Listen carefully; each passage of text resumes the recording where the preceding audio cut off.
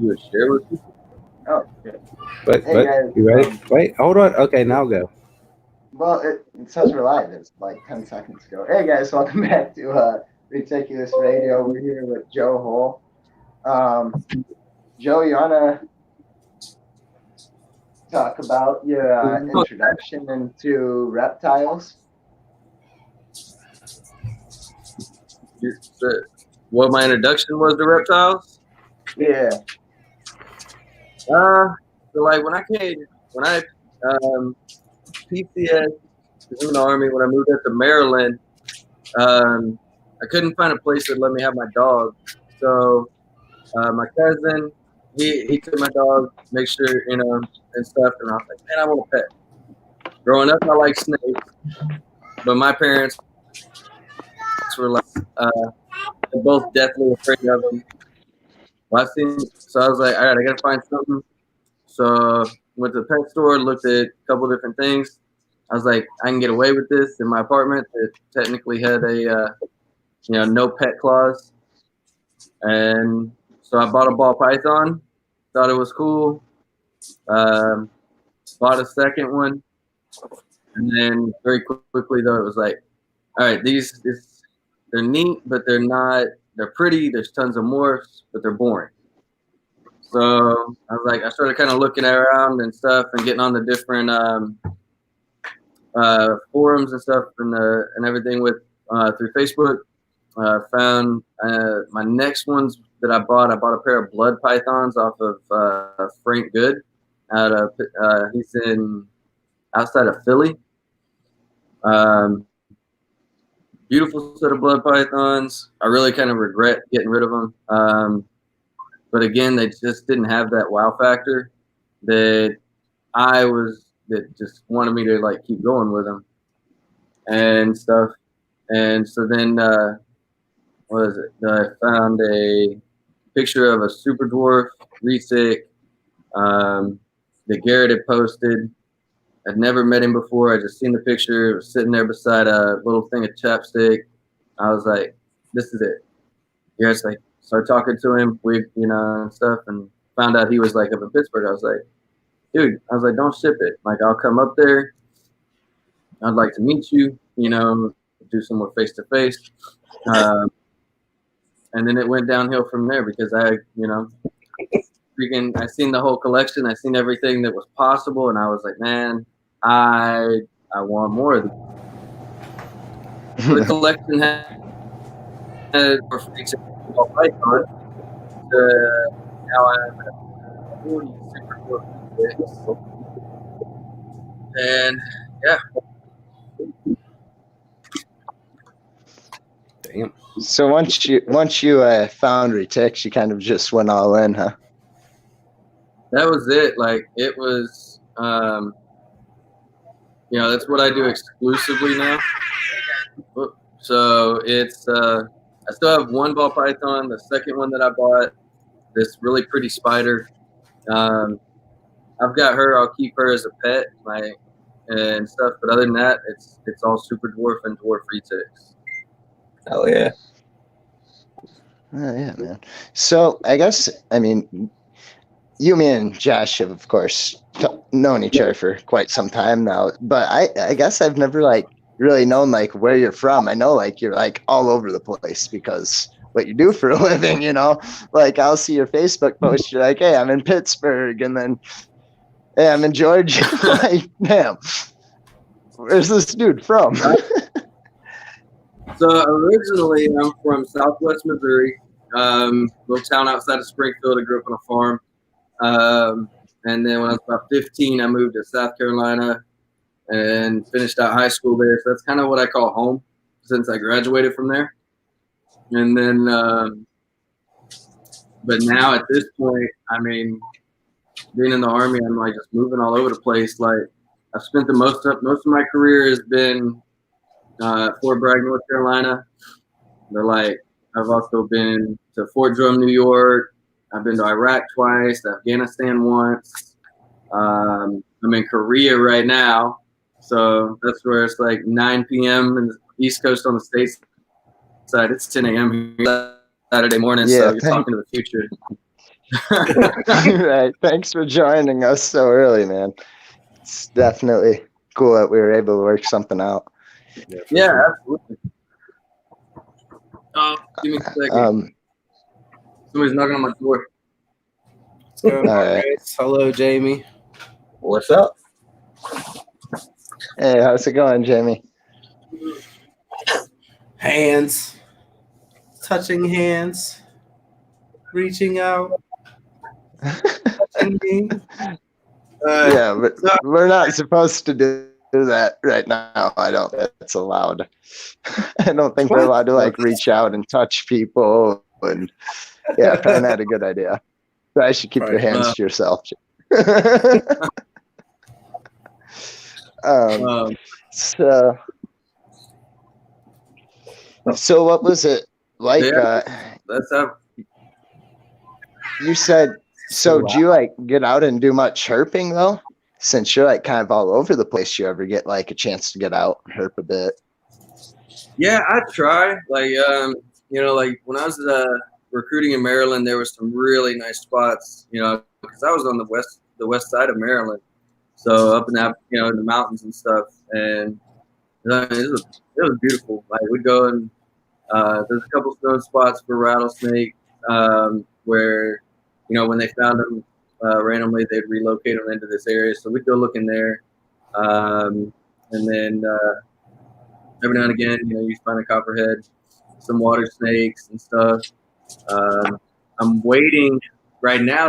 This whole Corona thing is killing me because it's just starting to get nice over here. Like it's like getting hit. It's outside. It's 50, 60 degrees, starting to warm up. So I'm like, next month, this time. So one of my big goals over here is to get out and I want to find a tiger with keelback, and stuff over here. So really cool snake. Rear fang venomous and everything. They're not a real bitey snake, but they are really, they're highly venomous. But I'm not too worried about it. But I want to find one here, And then there's a couple other spots where there's some different things that are around here, but like until I can get off of it, there's only so much I can find on this base, like until we're allowed to get off of here. Right now, I'm on 72 hours of quarantine at the moment, and it's like not looking to get any better. Like we're going to be able to go off post. Like the only time you're off post is essential travel only. And it seems like it just keeps on adding on. Like they keep on saying it might go longer, and who knows? It's a mess. Yeah, it's crazy. Yeah. I don't know. It's funny what they find essential travel sometimes. So there's still so many people here outside right now. Yeah, no, that's what everyone was saying. I seen posts on our Facebook. There's like a bunch of people hanging out downtown. Like, oh, we even have that and a curfew now, and there's still So where's some of the Retics that you bought? You want to talk about some of the morphs you have and projects that you had coming up? I know I know back when we were talking back before last October, you found out that you were getting deployed to Korea and that you'd have to find a place for all your snakes. And I know that you had like projects that you actually were like planning on starting to work on. Do you want to talk about any of those? Or what's going on, Becca?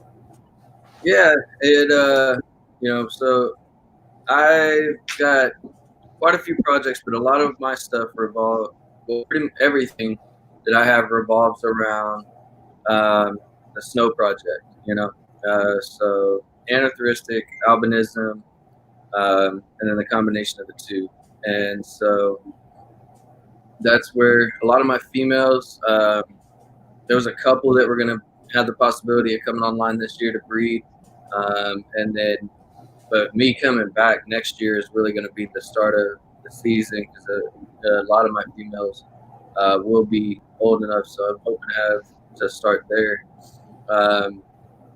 Kind of having some with all this downtime, I was like sitting here playing and looking at like, hey, what males do I want to play with? What females? What are my options? What are my possibilities? And stuff like the Annery Motley tiger that Conrad loves. He's been trying to talk me out of it for the last. The head albino, Peaches, Miss Peaches, yeah. I'm in love with that one, and gorgeous animal. I mean, it's one of the best examples of a Annery Motley tiger I've ever seen.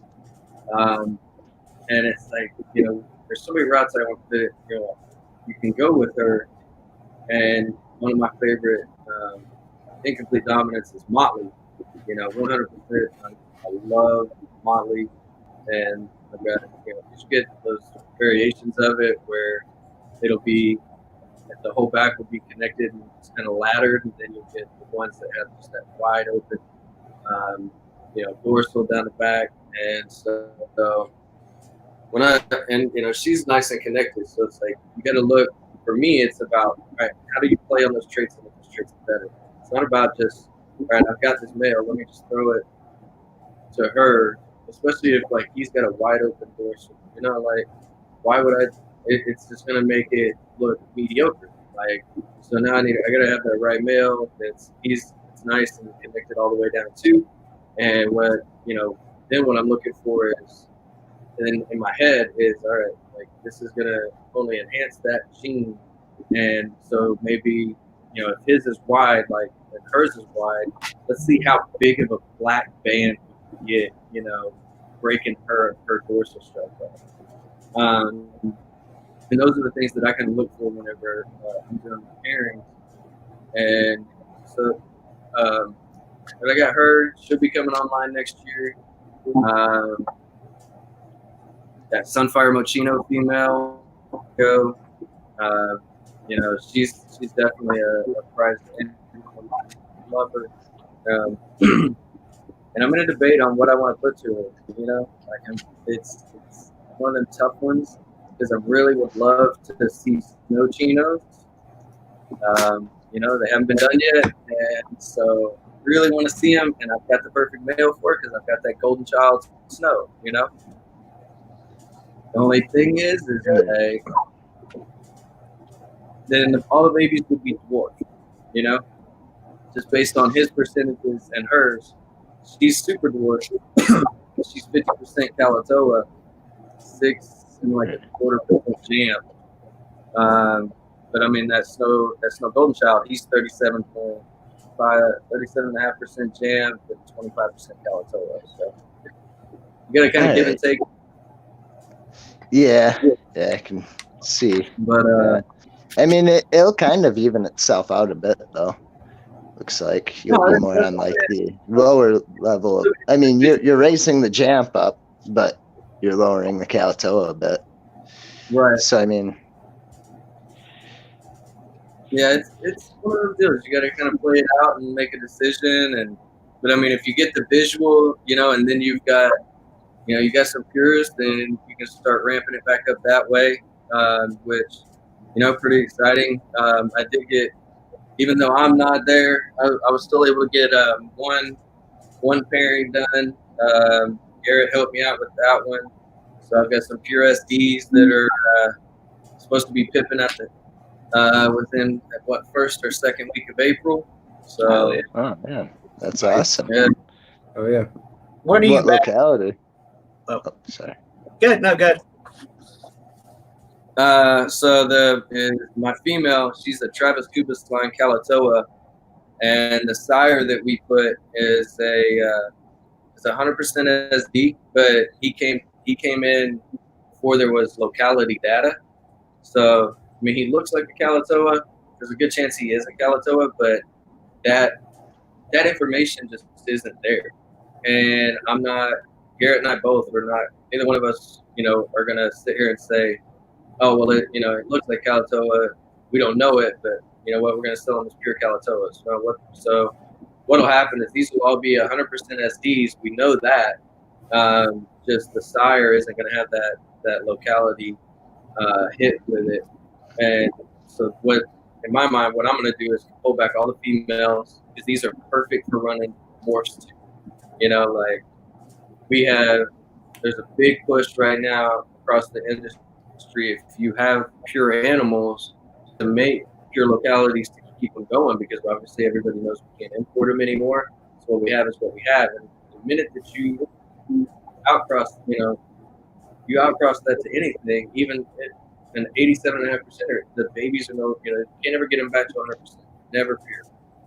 So it's one of those deals. Like when we did this pairing, it was like this would be a perfect opportunity to have females to raise percentages with and do morph projects with, without like that killing that bloodline hit, And so that's why we did that this year.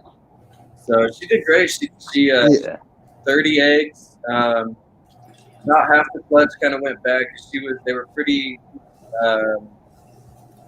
The cells were pretty soft. But she was overweight. Like the guy that I had got her from, had definitely was feeding her up and stuff. And so I had been trying to keep her leaning out, but like how snakes are. Their metabolism, they'll just slow it down if you feed them.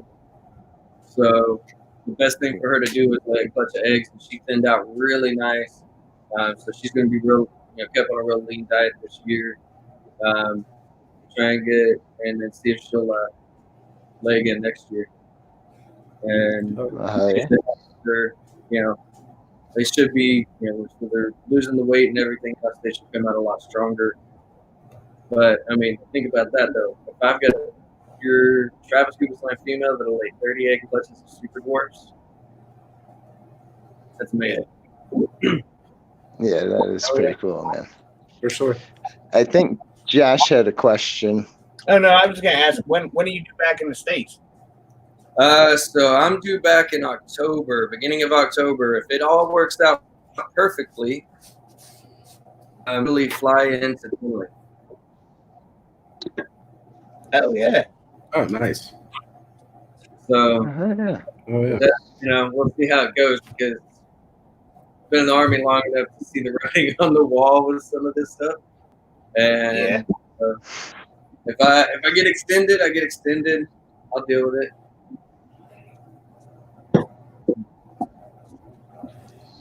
Right. Sure. Yeah, that would suck though. If you're all right, you've been there since October, so that's like a year of being deployed to Korea. How'd you like it so far? Is this your first time there? This is my first time in Korea. Yeah, it's not bad. Have you seen the DMZ yet?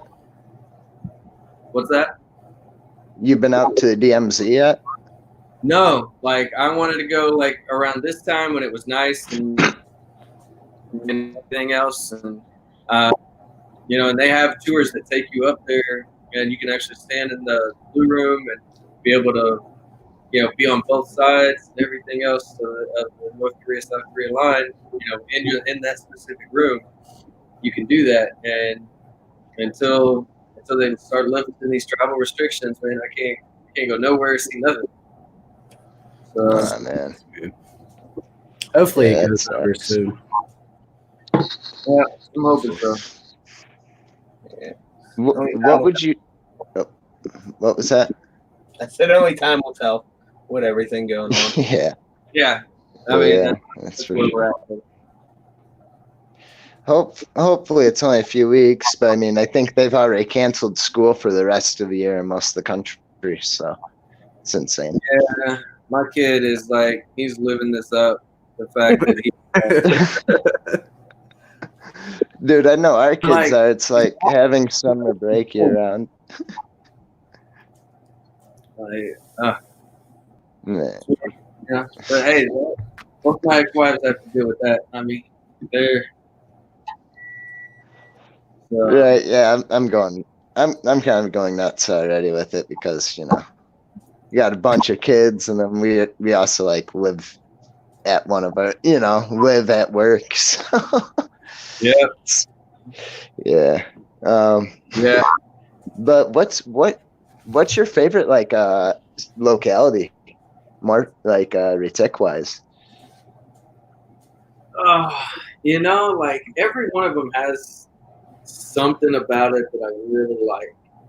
And so that's, I mean, I could jump on the Karampa train like with everyone else right now and stuff. And I mean, they're gorgeous, and I love the way that pattern is, you know, it's almost like 3 patterns in one, because you get something at the neck and you get something at the body, you get something towards the tail. And the size is awesome, and especially from a breeder standpoint of everything you do with that.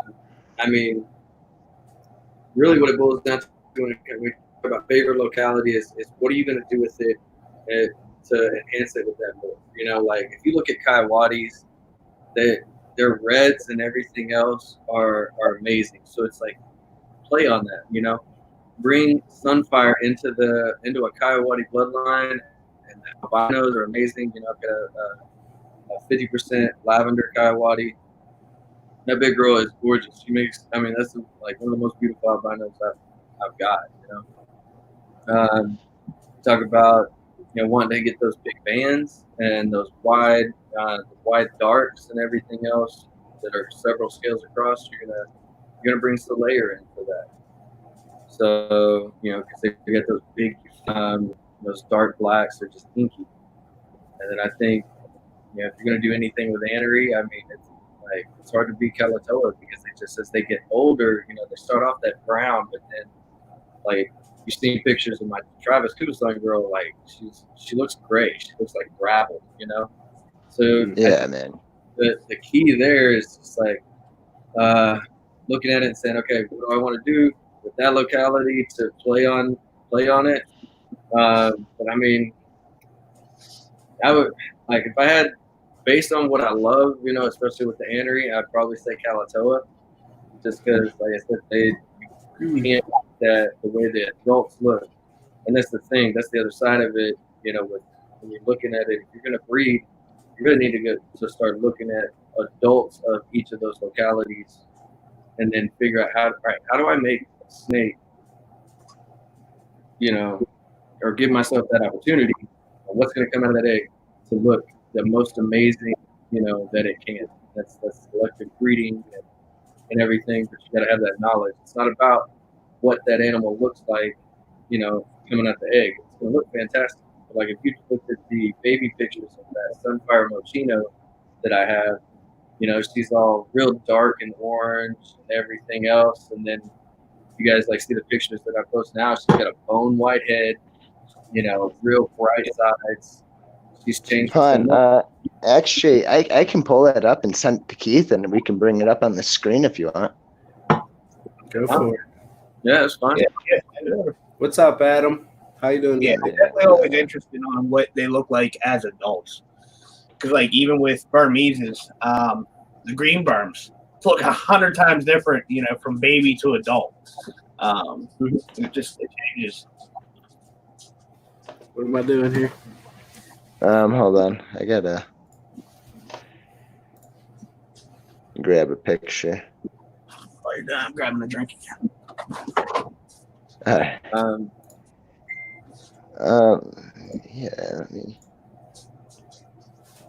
see. When did you? I gotta try, go far back here. That meme just killed me. When did you post it? Hang on. I'll send it to you. Let me just send it directly to you. That's easy. All right. Sweet. Do you have Keith on Facebook? You got Keith added? I don't know if I have copies. It might be easier to send it to him. No, I just sent him a request. I think, I just sent you a request. I think you got a couple pages. Yeah, that's true. There we go. Confirm. All right. So yeah, got it. Bam. But yeah, this see if I can show you. Send me that picture real quick. Yeah. Matt, that is a pretty sweet leech in that picture, though, man. Right. So I found that dude at a pet shop before we got on this lockdown. I was down in Seoul and I was really surprised. I went to 2 different pet shops, and they blow most pet shops out of the water as far as their husbandry and stuff like that. I mean, I was really impressed. Really, I Well, was actually you know, gonna ask how like Korea does things when it comes to like husbandry wise and pets and laws, but I mean, yeah. I mean, so I'm looking at from the cages behind you, and it actually looks set up pretty decently. You know, yeah, no, it was. I mean, that's the thing is I was honestly really surprised. They were everything was every on on thermostats. I mean, like heat mats had thermostats. The even the heat lights and stuff were regulated and everything else. They do it a little different over here. A lot of their stuff is built in and everything, but they had not every single cage, but enough to get an idea of. And throughout each shelf and whatnot, they had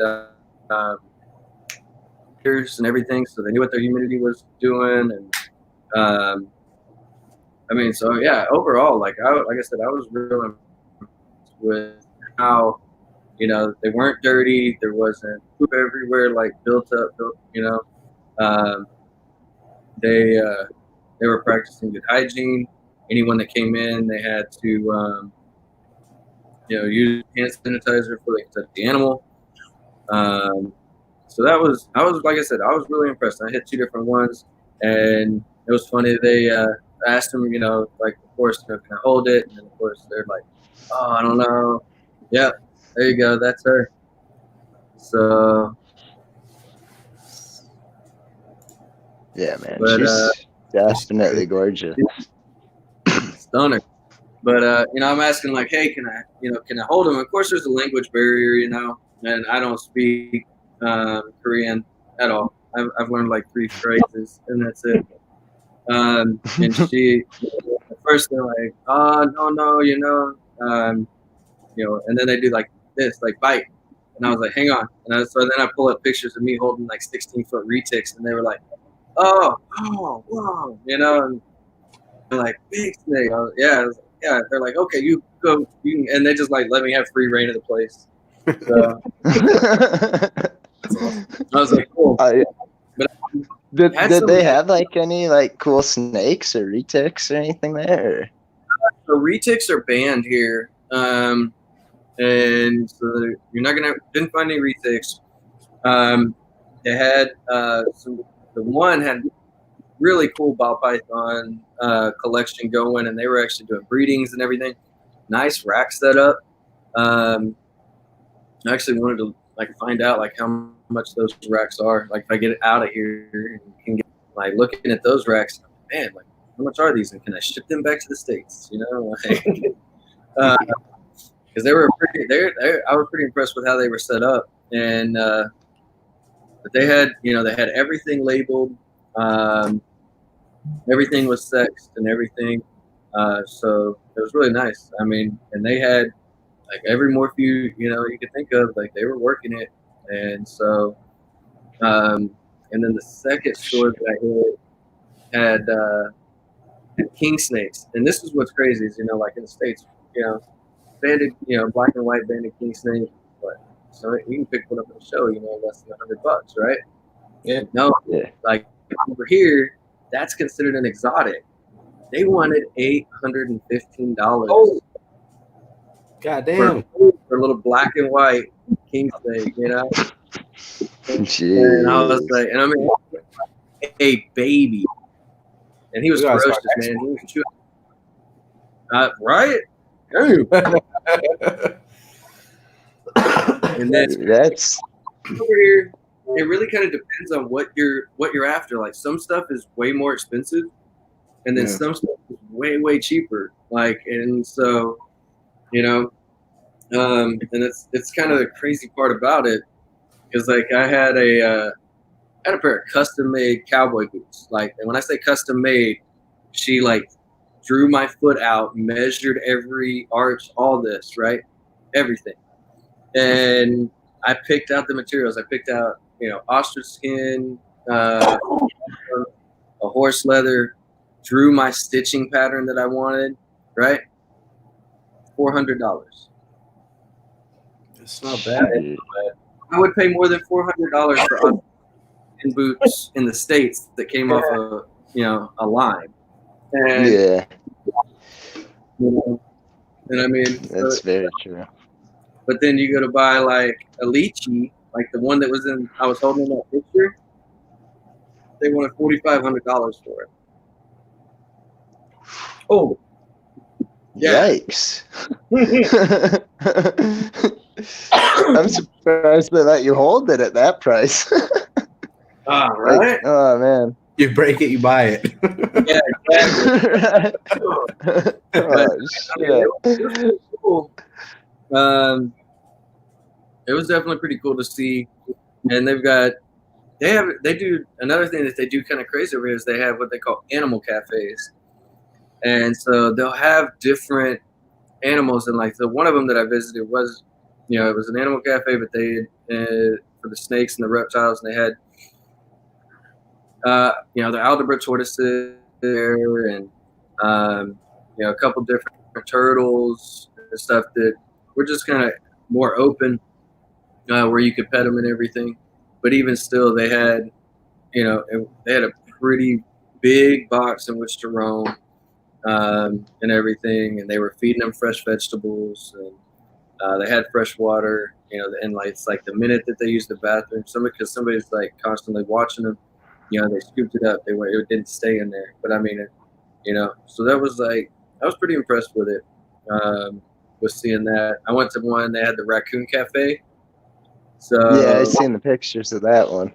Yeah, like I'm sitting here like, like you paid 10,000 won and you just like get to go into this room and there's domesticated raccoons and just dogs everywhere. And so you just get to sit there and play with animals. And so I'm sitting here like messing around with raccoons. Like, I loved it.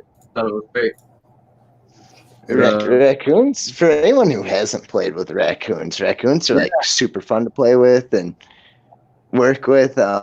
I've actually had my fair share of experience. Like my mom used to like raise baby raccoons that like if like we found their mom on the road dead or something, we'd raise them up and re-release them when I was a kid.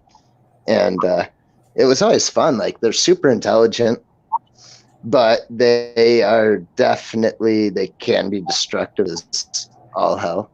So you kind of watch it. So they just free roam wherever, I take it, right? That's what it looks like. Well, yeah, they're in this this room. I mean, and like they're just allowed to, just you go up, pet them. They'll let you know if they don't want to be with or anything. So, I mean, but like I had one steal my hat, and the dude got all mad and stuff. He started yelling at me in Korean. I was like, It wasn't even me. It was him. He did it. Yeah, I give him the hat. He stole it. There we go. So, like, yeah. So here's me, like, hanging out like this little dude. Like, I just come up, I give him food and stuff. He was having a great time with it. Yeah, I mean, and they all look like extremely healthy, I mean, he looks like he wants to steal your hat. Yeah, for sure. I'm totally looking up. Actually, another photo. This is the one that did steal my hat, and I got yelled at about it. I'm just trying to take a picture with dude. This was because they had like one of the cat things, for them to climb all up on and stuff. Yeah, like that was right before he reached up and like the button on top and just yanked it and like ran. I was like, "You little bastard!" That's cut up. So that's awesome. Yeah, dude, that is pretty sweet. And you're like tours over in like Iraq and Afghanistan, did you get a chance, like, did they have anything cool like that where like you could like either like go herping? Did you get a chance to do that, or like? No, so like I mean, every now and like you don't go off like in those countries for strolls, man. Like so we No, I didn't. It wasn't like, hey, I'm gonna go herp for the weekend, man. I'll catch up with you guys later. There was a couple times like where we ran across like some little snakes like down near the fuel farm, because the fuel farm was like farther away from the hustle and bustle. The big thing there is the camel spiders, you know, and scorpions. There were a lot of those. So I had a pet scorpion for a while and stuff, and he was cool. And then we had the camel spiders. There's nothing like being, you know, up in a gun turret, you know, because doing Overwatch and stuff. It was my turn to shoot. We got camo nets above the Humvee, and I'm up in the gun turret, and like I'm looking up, you know, like what is that? And all of a sudden it just falls on me, like right on the gun, right in front of me, and just it's this massive freaking thing, like the spider this big, you know, like That's not. yeah, no, I'm out, like I'm gone, bro. Like you ain't never seen a dude come out of turret faster than me. Like it was crazy. Speaking of that, like one of my This buddies. Right Yeah. Yep. Hell no. Hell no. Yeah, I don't. I'm not a big fan of spiders, and camel spiders like have terrified me to begin with. Like I've heard like they're super fast, and like Are these the ones that like ball up and just roll around?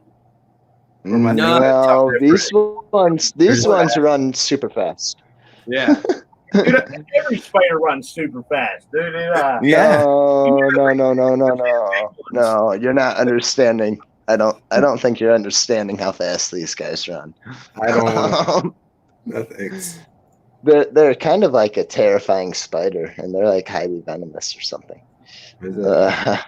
Yeah. I mean, it looks pretty nasty. Yeah, they get looking. Yeah. Yeah. I'm a Conrad. I'm not a fan. There's definitely they're not. It's not that, you know, like saying, oh, kill them all. They shouldn't be pets. By all means, like I'm all about exotic pets. It's just some things aren't for me. Right. Get a picture of it and say, hey, that's Right. beautiful. Exactly. I just don't want it. You know. Yeah, I definitely don't have a. I mean, I've held tarantulas and stuff. Don't get me wrong, but I definitely don't have a future plan in owning one. You know, like I guess it's just not for me. Like I love snakes and definitely have more future plans with those, but nothing for spiders as of right now or in the foreseeable future. it'll happen. But like you were saying about having the camel spider fall on you, I actually have a good buddy. He in one of his tours overseas, he was in a Humvee, and they hit a bump, and I guess he had a little scorpion like crawling above him in the Humvee, and it came down, landed on his shoulder, and stung him. And he actually brought it back to us all dried up, because when it stung him, you know, he killed it. So we just have like a dried up scorpion that stung him from overseas. It's kind of just a cool little souvenir, I guess. But yeah, so out of everywhere that you've been so far, what's been like your favorite spot, like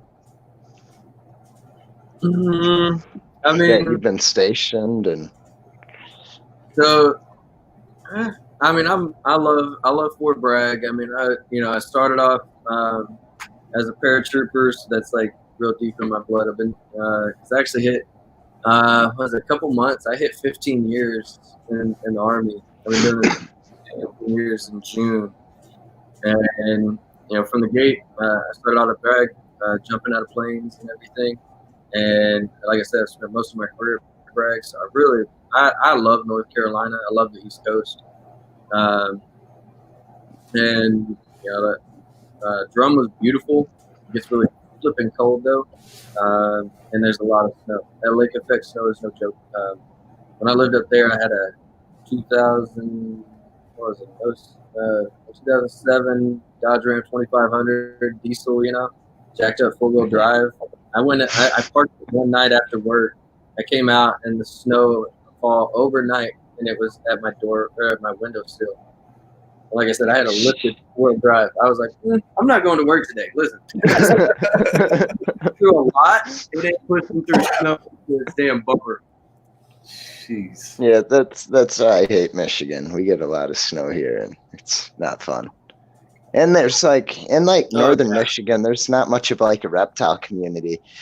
Like, I'm jealous of like you guys who like over like more on the East Coast with like Pittsburgh around you, and like because like there's like a big community there. Like North Traverse City, there's I personally know like 6 people who keep, so yeah, it's kind of shit. Well, that's But I mean, you said Pittsburgh is not, huh? for sure. I want to retire.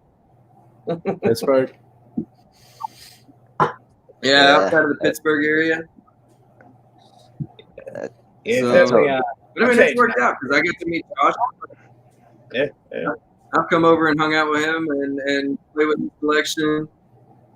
Like y'all always see my posts. Like I'm up here hanging out with Garrett. Everybody's like, oh my god, if I lived all the time. And I'm like, I am here all the time. It's great. Like, the only problem is like about 80% of the time I walk away with a new snake. That's why I have 40 of them now. Because I go to a place and I see something and he's like, man, like, he's like, I think you need it. And I was like, no, I don't. Yeah, But look at this one, and you know what? These would make a great pairing. And now I'm walking away with two snakes. I'm like, dude, played 2 Jedi mind tricks on me in 30 seconds. Like, what the hell? Right. You go over there, you start sweet talking you into buying a snakes. So, and that's been the other thing. Like I've got, I've done good. I've only purchased 2 snakes this year. Even though I'm away, they're sitting there with Garrett. So, You want to talk about what those he are? agreed,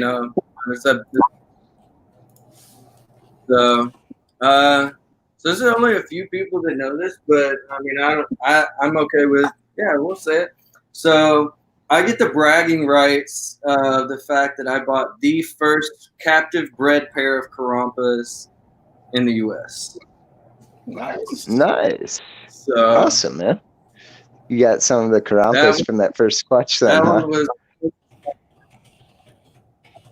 I bought the first captive bred pair that was made available, and so I was pretty excited about that. And they're sitting there with Garrett, just hanging out, and stuff. And of course, I'll come back to. I'm gonna come back to even more snakes because I got to see what the odds are. We'll see how many flip the clutch with me and Garrett on the ones from my TK line female, but we'll keep majority of the females off of that for my half. And so I'm like, I'm gonna come back, buy more racks. Never ending. So other than that, though, I did trade, and I added a pure Coyote to the mix. I'm pretty excited about her and stuff. I got pictures of her earlier. Can't believe how small she is, man. Like, she is a tiny little thing, but I love it. Like, she's definitely the route that I want to go, trying to get my Sunfire, stuff going. Right. Yeah. Yeah, man, that's awesome. Them pure Karampas were definitely beautiful, and they popped out too. So I seen the pictures of those. Just the name alone just makes it like snake Karampa. Like, you can't go wrong. We'll show. You can't. We'll show them off. I'll send them to. So. All right. This is my excitement, though. This is like my gift to myself.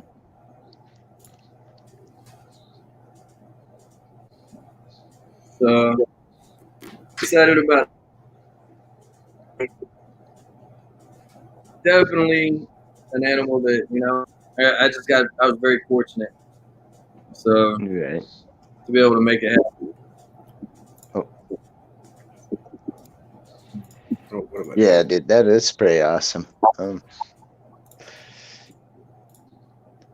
it come through?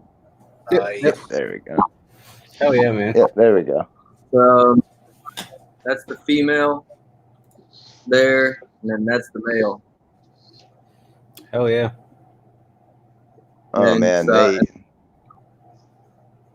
just awesome. I mean, see, some people, yeah, that the pattern on them with coloring. the pure locality, yeah, the pattern and coloring on a lot of the pure locality animals are just amazing to me. I love seeing it because, like, even though like Buttercup's only like supposedly, I mean, we've gone over this, but Buttercup's just a normal, man. I still love like even her patterns and colors, and you just can't go wrong with Retics. I don't think you can. I haven't like seen one that I'm like, oh, that thing's like terrifyingly ugly, you know. I don't think I've really seen like an. That's definitely beautiful. The closest you can get to that is when they start gene packing and then they just turn into this solid looking like worm, you know, like it's like like this guy. Yeah. He's so this guy he's a pain in my ass for sure. Let's see if it's in second, but yeah. So this is yeah. So you start gene packing, you know. I mean, this is a 4 possibly. Let's see.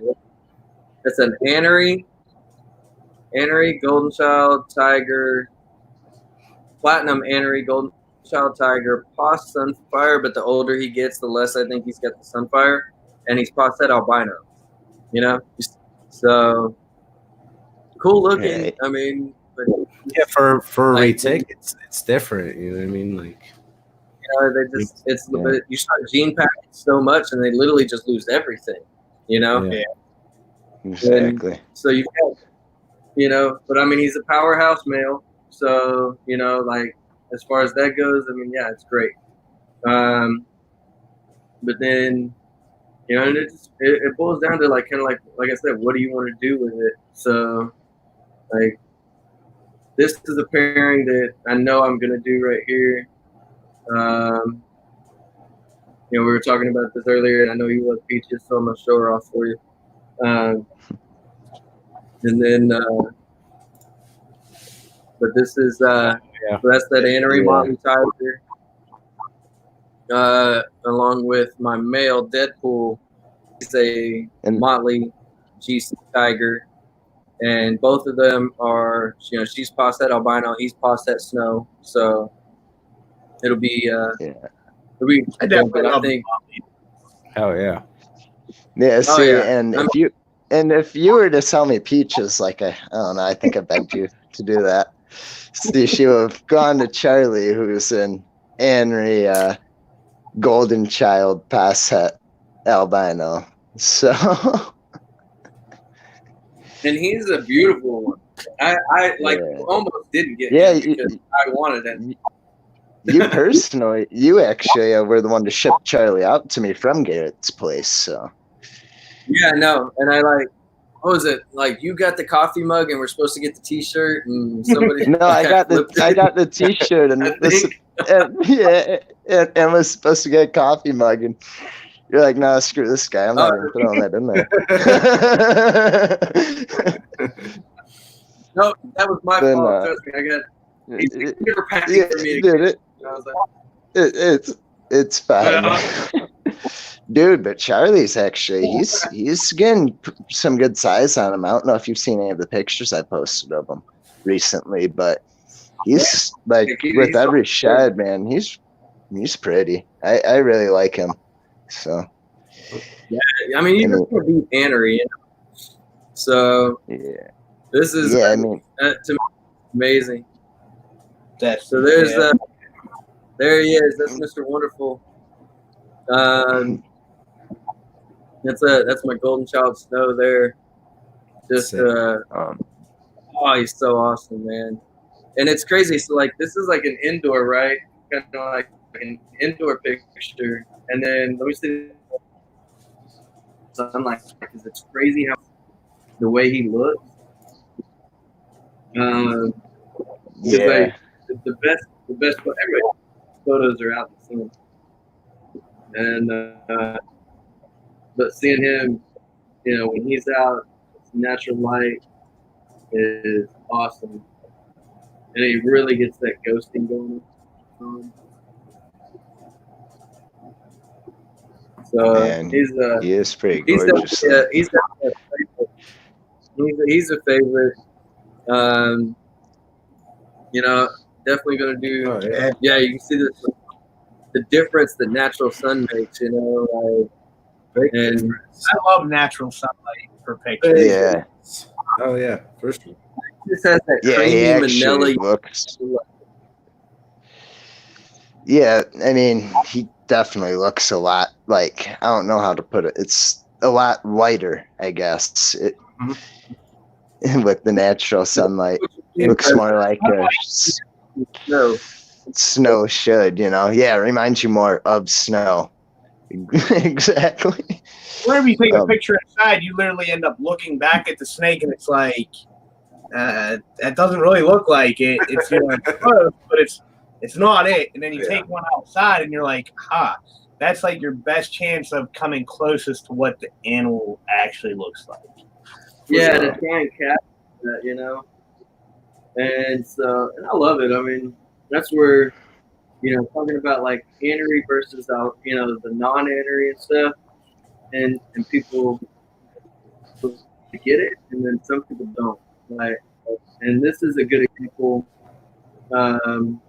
Here is these two that are going to come up. They're sisters, and so these are Richard Bilbo animals, right?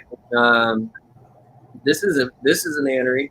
They're 75% Kalatoa, 12.5% Jamp. Bilbo bred these, and these are 3 years old. And so you got, you know, this is the Annery version, and then the sister that's a normal. You know, so like, the difference is night and day. But like, if you just pull an Annery out and say, all right, like, oh no, you're like, that's a wild caught. But you get that side by side comparison, and then it's like, boom, you know, it's in your face, and that's where I love Annery. I mean, like, if I can get like her to just continue to gray out and then bring that yellow head in, like, could you imagine like having one that's grayed out like that, but having that stark yellow head? That'd be sick. So that's what I talk about, like traits, you know, to try and figure it out, you know, like, and that's one of them that I want to do, to try and see, you know, so I've got I have a total of 6 Bilbo females though. I have 4 that are 3 years old. I've got the 1 Annery, and I've got 3 normals. All of these are Posset Snow. So the great thing about it is I'm going to put Mr. Wonderful to all of them, because you know, he'll prove out who is and who isn't. So you know, that's going to be future pairings right there next year. He's going to go to them because I need to know who is het albino, who's het Annery, and who's het Snow. You know, so. But all of those babies that come off of that breeding will be 50% Kalatoa, 25% Champea. That's a 75% combo, and all 100%, if nothing else, even off the normals, you know, it'll be 100% het Snow. So Those are, you know, Right. like normal 100% head stuff. That percentage, I'll keep females off of that all day long. You know. Yeah. Oh yeah. Well, I mean, if you ever end up with a more Henry Motley tiger head or pass out albino babies, you just, shoot me a message when you do that pairing. When that breeding is gonna happen, I'll let you know, so that way you got plenty of time to start saving up for it. Yeah. I want to give you as much time as possible. That way, I don't want to hear like, oh man, like you know what, I didn't have enough time. Yeah. Like even ask Josh. Like I don't know. Josh has probably heard about that pairing. Like man, fuck. Joe just needs to tell me that snake, man. All Conrad talking. Oh no, I can't let her go. Brian Farrelly says, "Hey, good to see you, Joe." Daniel Wiggins Jr. says, "Hell yeah, thanks for this, guys. Get it, Joe." Yeah, nice. Daniel's a good buddy of mine. Like, so he come over. He's not into snakes at all, but he's like, I will come watch. Hell yeah. So, but let's see, what's some other stuff I got? This would be a fun one. I'm trying for this year. When I get back, I'm going to be trying for Orange Glow Motley Snows. So that one's, we'll see if that happens. There'll be 25% Jam, 25% Kalatoa. So that's going to be a fun one. Hopefully the odds will go because it's a double het male, Motley double het male, endo caramel anery to a anery het purple female. So got to play some odds on that one, but I think hopefully we'll get lucky. And then trying to think. Let's see, what's some other ones that I think are going to be really cool. Of course, I can't tell you about all of them. There's some secret ones that I don't want getting out. That I got my. I got an Anery Motley Super Tiger, Platinum Anery Motley Super Tiger. I'm putting that's Posset albino. She's 50% Kalatoa. I'm putting her to a golden child. Het Snow, 100% Het Snow. That's 50% Kalatoa. So she's really cool. Kind of small, good body, 9 foot. Like really pretty. And then he's just like super dark, and that's where like for a golden child, just no Motley. Like we're like, that's a Motley golden child. Oh, dude, like this is a straight golden child. Showing on a picture. Where's that? This crazy, like, and he was. I got him from Eric Lee. Eric hooked me up with that male. Awesome dude. Can't say enough good stuff about Eric, man. Him and I talk all the time. He's producing. Let's say a guy that's producing some really cool animals. Like he's got stuff coming out like crazy right now. Definitely keep up with him when it comes to the SDs. He's nailing it left and right.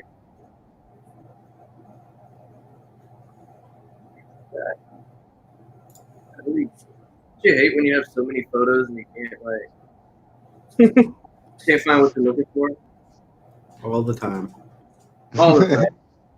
Yeah, I just deleted I think 800 yesterday, and there's still a ridiculous amount on my phone. How do you even do that? You can do a delete, but because I looked the other day, oh, you have 16,000 total photos. I was like, Yeah, I gotta cut down on mine. I think I got like 2,000 or like 2,400 or something altogether. How do you even see this? If 4,000? Oh wait, no, that's not right. It probably is right. Oh no, it is, but that's recent. I want to see all. Hold on. Wait. It's just recent. So yeah, this is him. That, like, he's a GC. And obviously, you can see by the head stamp, he's not a Motley GC and stuff. But like, he's super dark for being just a golden child. Oh, for Like, sure. here's Yeah, another man, one. he is. Like, you can see him outdoors. Yeah, you know, so like for him, he's gonna make some cool stuff. For sure. Yeah, you could easily mistake him for a Motley GC though, He's with how dark he is. Yeah, I really still like the his side, like his rosettes that show up on him still. Yeah, they're there, man, little ones. So, and then this is his future girlfriend right here. Damn. So, Platinum Mannery Molly, Super Tiger, and like I said, Falsetto Albino. She's she's great. Apparently she's pretty flighty though lately. Like, she's been giving Matt and Becca like a bit of pain in the ass. So if I remember correctly, like I know a lot of people like take this, like you, Richard, Bilbo, like people who don't really have like a yard, like to go to like a park to take pictures of their snakes. And like you got like a lot of, like you had like the cops show up, right? When you were taking picture, like getting outside pictures with your snakes, and you're like, whoa. Like, and this is snakes that I had out there too. This is funny because this is a picture from that park, and like it was huge because this park is huge. This is when I still live in Cumberland, Maryland, and the park is huge. And I had them up by the water tower on this big hill, not near anybody, because I get it. Not everybody likes snakes, and they sure as hell don't like big snakes, right? And I have my big girl Jade, and I have my son with me. And, he's Jade, she's a 12-foot motley son. And, my son, he's eating this up, right? Like, this is that day. And all of a sudden, like, down at the bottom of the hill, there was a pavilion. And I guess there was, like, a summer camp going on. And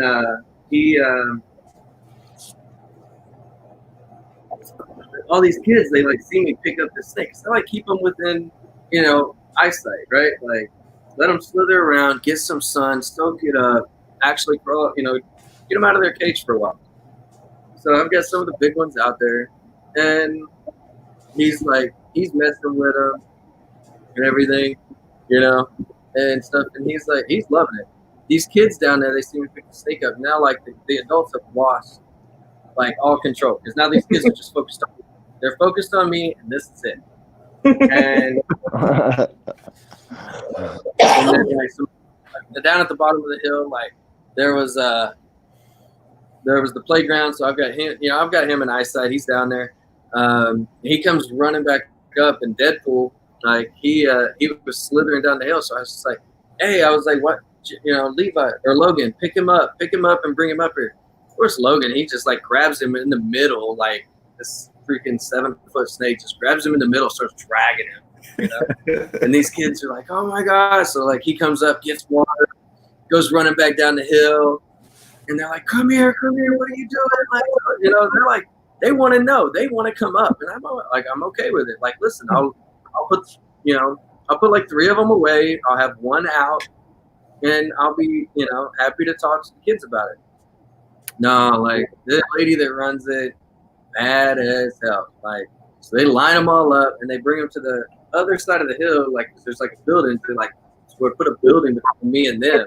And on her way by, she's been all passive aggressive. She's like, you could be anywhere else. Why you gotta be here scaring children? And I was like, I ain't scaring children. Yeah. No, I am not scaring children. They are fascinated. Bring them over here. No. And I was like, well, I was here first, so I don't care. This is a pet-friendly park. Got their dogs out here, everything, right? And so then there's like, I guess, park security. He comes up, like rolls up, and he like rolls his window down. He's trying to play this alpha male. He's like, "Hey, you gotta leave." Like, hang on. Walk over to his window. I was like, "What'd you say?"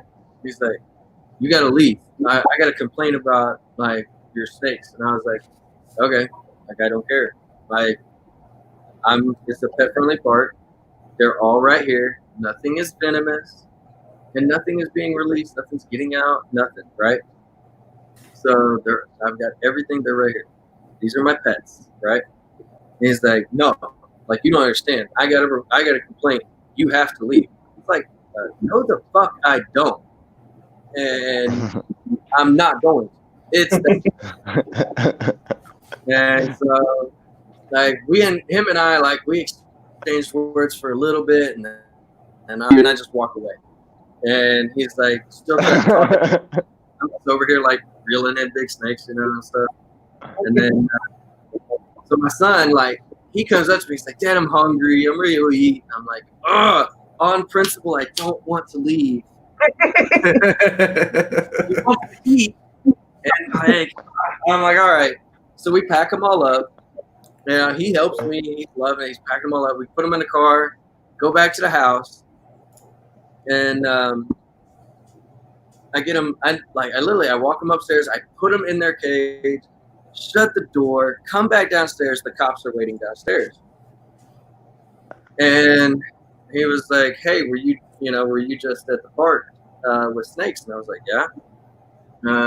He was like, I'm like, "So what are you doing here?" And of course, now my 5-year-old was like telling everybody after this, like, "Daddy, tell his mom." Conversation. His ex-wife loved it. Like the cops, I told the cop, I was like, "Look, here's the deal. Like, I did nothing wrong. I wasn't scaring children. I was up on the hill. Whatever this lady's saying is complete bullshit." And I was like, "That's a pet-friendly park, and these animals are legal in the state of Maryland. Like, there's nothing about me keeping them. They're all legal in this state, no issues." And he's like, "Well, like you can't be back in the park." And I was like, "Okay, like if you really want to go down this road and you're gonna cite me," I said, "I'm gonna take the entire city to court. Like this is bullshit." I was like, "What are you gonna cite me on?" I was like, "It's a pet friendly park." He's like, "Well, really the only thing we can get you on is like on a leash law. You didn't have them on a leash." I was like, "Are you serious? You want me to put a snake on a leash?" Cool. I was like, "If you sue me for a leash law, I will spend all of my free time sitting up here at Constitution Park." And I said, "The minute someone lets their dog off leash and wants to play fetch or whatever, I'm going to call you and I expect you to respond and I'm going to expect you to cite them for leash law." And I was like, "If you guys want to go down this road, we can get real fucking petty right now." And he's like, "No, man." He's like, "They said you released them." And I was like, "I released them?" I'm like, "No, dude, you have no idea like the amount of money that these things cost, and they're my pets. They're my pets. I didn't release these, and they're not going to survive. And here they're going to get a few months, and then it's going to go cold, and they're going to die. Like, no, I did not release them." He's like, "Well, can I come upstairs and just make sure that they're back in the cage?" And I'm like, "Sure, man." Like, and because I have an entire reptile room. Like, it's a U shape of fucking cages and rats.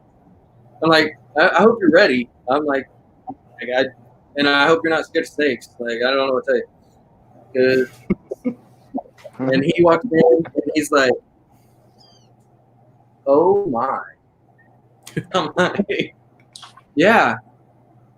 He's like, "How many are in here?" I was like, "About 40, 38, something like that." All of a sudden, here comes his partner. Like, he finally rolled up, He looks at him and he was like, "Scared of snakes?" He's like, "Don't particularly like them." He was like, "You might want to come in here." He's like, "Are they in cages?" I was like, "Yeah." So they come in, freaking, and they're like, "Why do you have 40? And I explained the business side of it and the breedings, and I start showing them, like the difference between albinos, normals, and snows. And they're like, how much money invested in this? And I was like, this room right now, it's probably around $110,000 invested in this room right now. He was like, I couldn't believe it.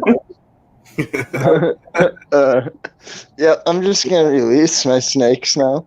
Yeah, I told him.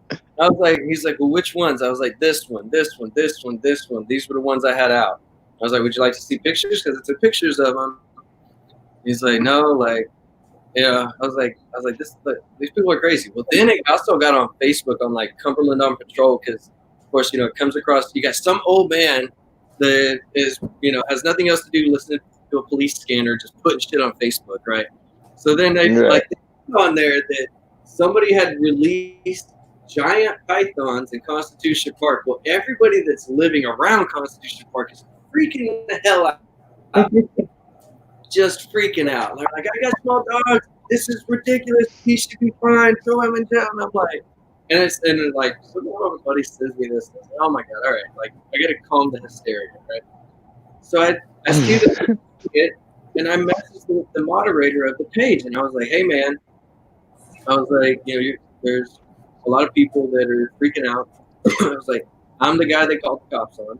I was like, can, you know, we set the story straight so that people stop freaking out. He's like, I only report what comes across the police scanner. And I was like, well, bro, like you're causing hysteria right now because the snakes work police. And he like, no, this is what I report. I was like, cool, got it. So I go on the post and I'm like, and I screenshotted like our whole conversation and I just started posting it in the comments. And then I was like, made this long, like this thing was this long. I was like, due to the fact that the moderator does not want to call mass hysteria when I offered, see screenshots above, blah, blah, blah, blah, blah, blah, blah. And just went into this massive, this dude got so mad. He's like, hey, hinder me like that on my own shit. Like, I offered, like, I just want everyone to know, because I was like, you know, I would be careful from here on out, and here's why, because here's some of these screenshots where I offered to, like, clear the air, and then he, like, was like, nope, I just want to promote hysteria. That one was fun. Yeah. They make you friends, but once everybody found out that I didn't release them, they were all like, oh, okay, cool, like, go about our day. Like, Yeah, I love how big the community is. Like, So, Lindy Long said to ask you about the shoes she made. You like take it that's the boots you were talking about, or yes. Oh, hang on, let me get these. So, I had these. Oh, dope. Lindy, Dude, those are super fucking cool. This was like she went straight off pictures. Like me and her went back and forth, like looked at a dozen pictures, and so that's Mr. Wonderful on that side, and then this is Sassafras on this side. She's my Ultra Ivory. Dude, that is so sick. yeah, dude, That is really cool. How much did she charge you for those? Superdwarf, nice. that's awesome. So these That are my. is super cool. These are for when I go to shows now. These are what I'm going to wear at the shows. So and that's justified them as the tax write-off.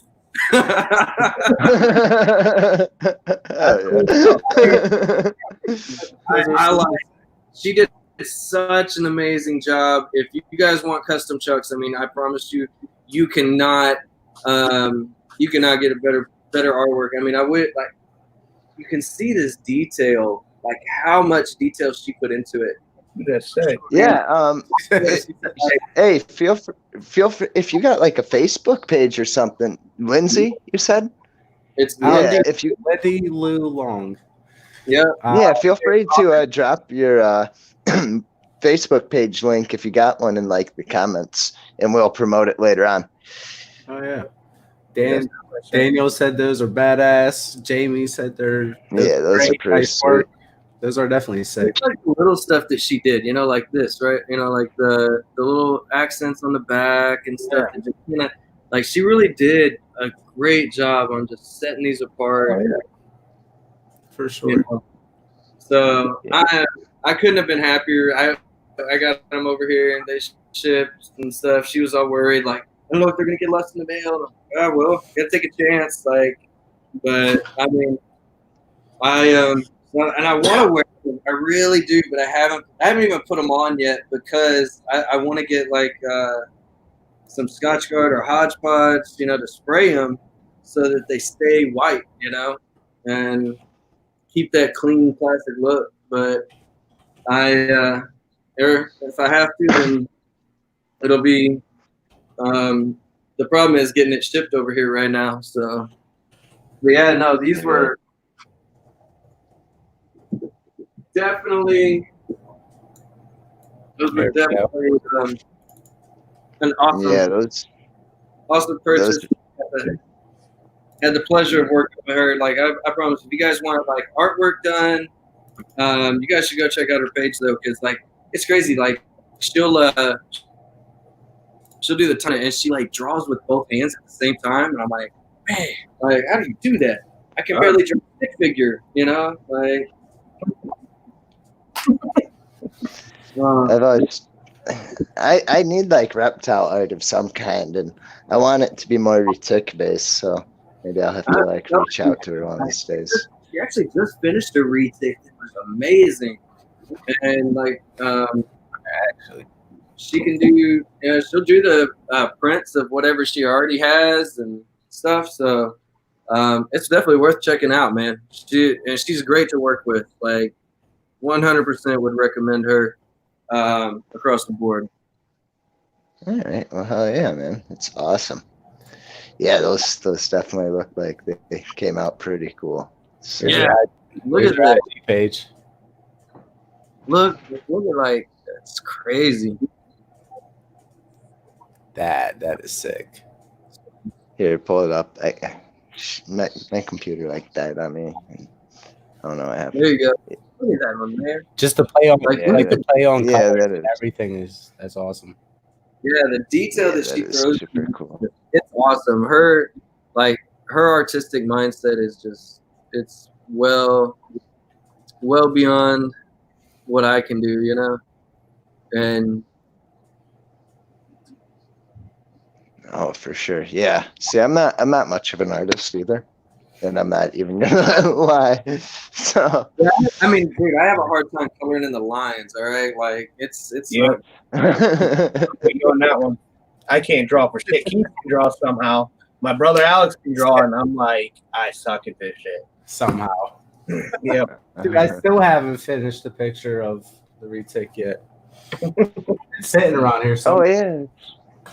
Oh yeah, I seen that one. That one was pretty fucking dope too. See? I got one square done so far.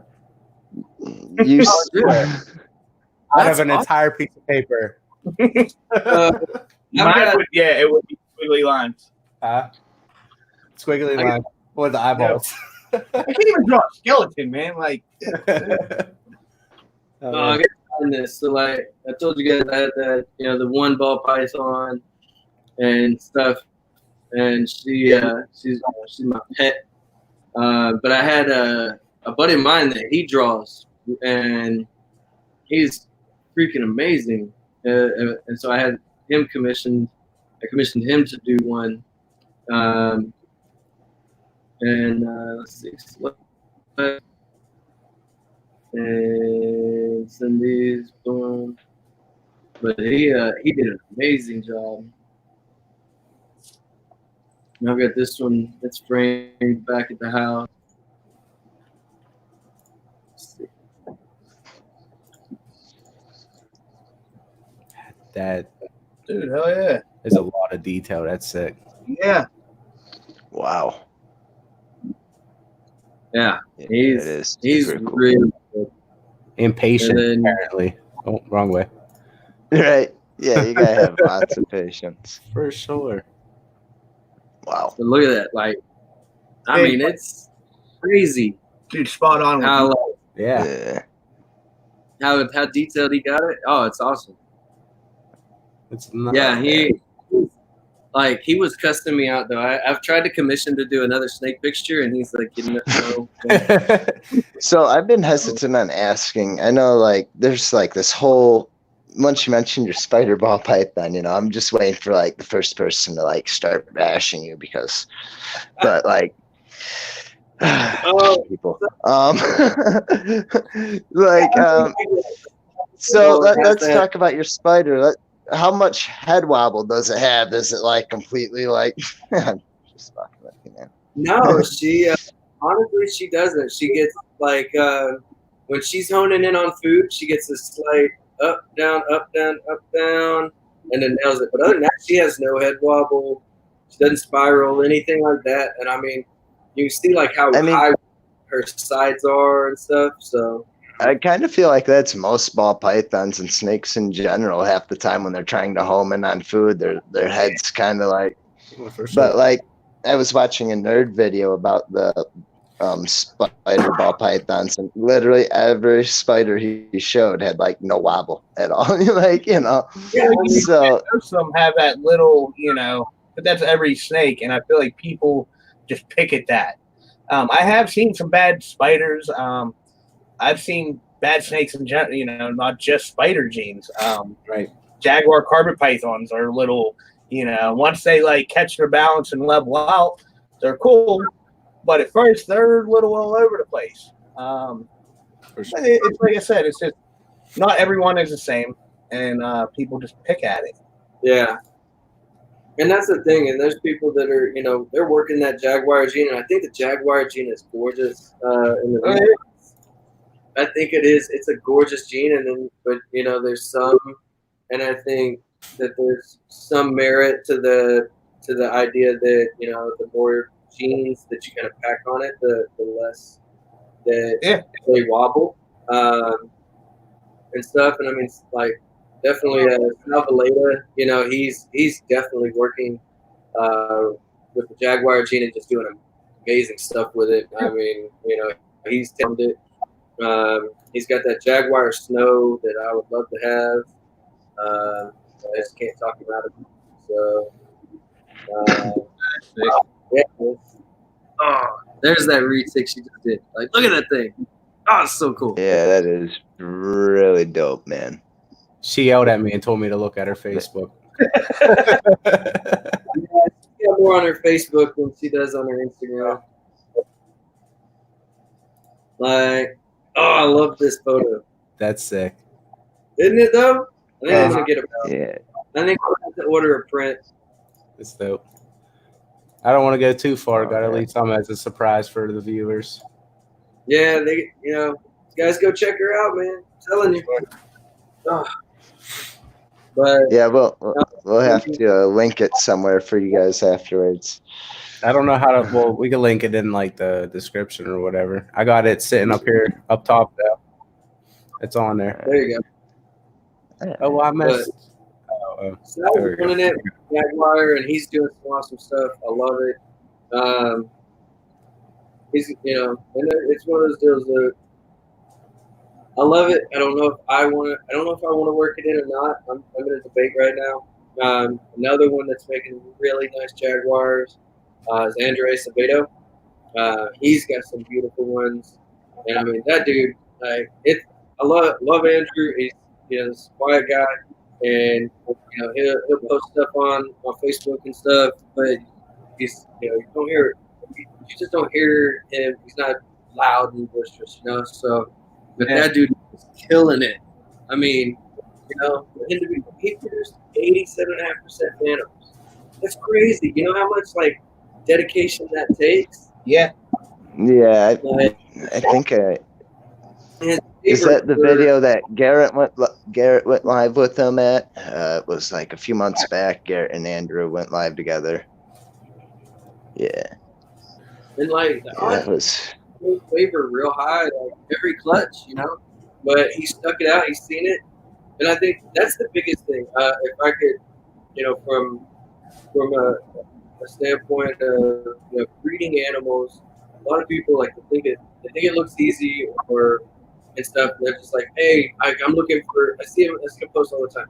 yeah, I get a male, and I don't care what the female is. I just want to throw them together. And I'm like, whatever. Like, Mhm. They get out of it real quick. yeah, and they're not gonna survive, because then they're gonna get frustrated because they're like, well, nobody wants these animals, and it's like, no, you need to. I'm all for breed what you like. Definitely, because that's what's going to keep you interested in it and keep you passionate about it. And then, but on the same token, like you gotta look at it from what are you going to make? And the whole thing is you should be trying to make the next generation that much better. And it's like, how do you think that is it Michael Powell that you look at his sunflowers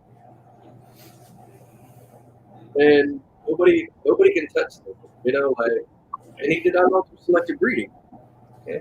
And a lot of people getting into breeding, I'm noticing, like, don't understand anything about the genetics.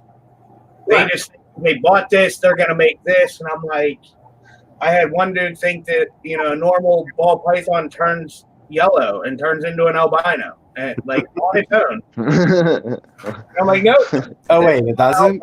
Try to give them a breakdown on this is what a dominant gene, this is recessive, and it's like just take the time. Don't buy anything yet. Sit back and do some research on it and figure out what you want to make. If you really want to breed, do that, or figure out what you want to buy and buy what you enjoy looking at. And but yeah, it's like I said, a lot of people, you start to try to explain the dominant and recessive and what a head is. A lot of people, and it's they don't understand it. And it's crazy, all the things you'd think that you would never use in high school. Like, I hated most of my class in high school, but I like science. I like, different things. I'm good at math. And, but these are things I was able to pick up on. And it's just take some extra time, start to research it, and then go forward with what you're doing. That thing that you want to buy isn't going anywhere. Someone else, you'll find it somewhere. But figure out what you want to do. Before we get too far, Becca Williams said Tim Ritchie has some nice Jags. She got a girl from him, and it doesn't have any wobble. Yeah. Yeah, he's another one that's producing nice Jaguar stuff for sure. And then, but Josh, that you're right. Like, and that's the other side of it is when they get into it in the beginning, they're like, all right, you want the pretty stuff, like you can have an expensive collection of very, very pretty stuff, right? Or you can look at it and say, okay, like that's all you're gonna get out of that, versus like me, like I've got those, like I said, I got 3 anneries, I've got 3 normals that are all processed. Like, it's a gamble, right? But like if I find out, if I breed them, and find out, all right, this one's got annery, then guess what? I start to specify the project towards that. And then if I know one's at snow, but then it's great because I got a female that looks as nice as she is. A normal double head snow, proven double head. Then that gives me variety in my clutch, and stuff. But if I freaking, like if I, not that I don't think it would be gorgeous to sit here and cut or to have an entire clutch of, snow to snow breeding, right? Or anything, but it just have them all. The people would love it because, like, hey, now I've got availability and let you buy a snow. Yeah. The variety is no longer there. Yeah. And I think that's part of clutch picking and seeing, all that. That's where you have like that male, he looks like kind of like a silver worm, he's got no pattern or anything. But like think about everything he can throw: platinum, golden child, tiger, anaphoristic, possible for albinos, depending on the female that I put with him. But and then any combination of those, it's crazy. Like you're gonna get a whole lot of that and then you sit there and you cherry pick the finest ones and stuff, and you make take that next genetics to the next level. And so that's the way to do it. And I think that people, they look at it and they say, "Nope, I want to do this, so therefore I'm going to buy the Sunfire Mochino." Well, the Sunfire Mochino is great. Guess what? Yeah, I'm a beautiful snake lover, but I also have two of her sisters that have the same or have the same genetics. One's a Sunfire, one's a Snake Tiger. Right? But they're hefty. Right. All of them are phosphate anery. They have to prove that out. And they're either het from mocha or purple. And so it's that's the cool part about having those sisters there. It's like you still get all of that great gene, all the great genealogy of how beautiful they are. That's a great pairing. There's beautiful snakes. And I mean, every now and again, Garrett will throw up the Mochino's Sun Tiger and stuff like that he's got from there. Because him and I are the only two people that have snakes out of that clutch. Like it was actually the male that when you asked me like what got me into Retics, like it was the male was the first Superdwarf Retic I bought from Garrett was off of that clutch and it kind of kickstarted it, and then I ended up, and unfortunately he passed away, and stuff like he got a large lung. I didn't have a prophecy done or anything, but I mean obviously cancer and stuff. Is that the one that you were over at Garrett's house and Garrett had that video? No, that was a little pure Kalatoa. That and she had, and then that happened with her too. She, her back half swole. I've seen it happen in a couple other snakes of mine had, and everything. And if it starts to happen, but I mean, it's just like any other animal, I mean, it happens, and you have to accept that. And I mean, that one, was a freaking huge hit, but to lose a pure talented female, and then, had this Sun Tiger, this is the guy, this is the picture that started it right here. Sun Tiger, 100% het for mocha or purple, and what's that in? 50% California. He's the one that started it right there. And oh, yeah. He's gorgeous and tiny, real small. Yeah. I hate I lost him, I really do. Yeah. There was nothing, literally, there was nothing I could do about it.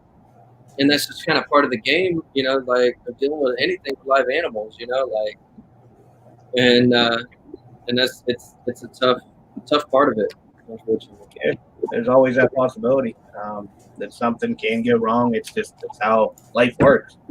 Yeah. And I think a lot of people they bail. They give it a year or two, and things aren't going the way they thought it was going to. You got to wait it out. The people that seem to make it the furthest are the ones that just continue at it and just keep moving forward. Right.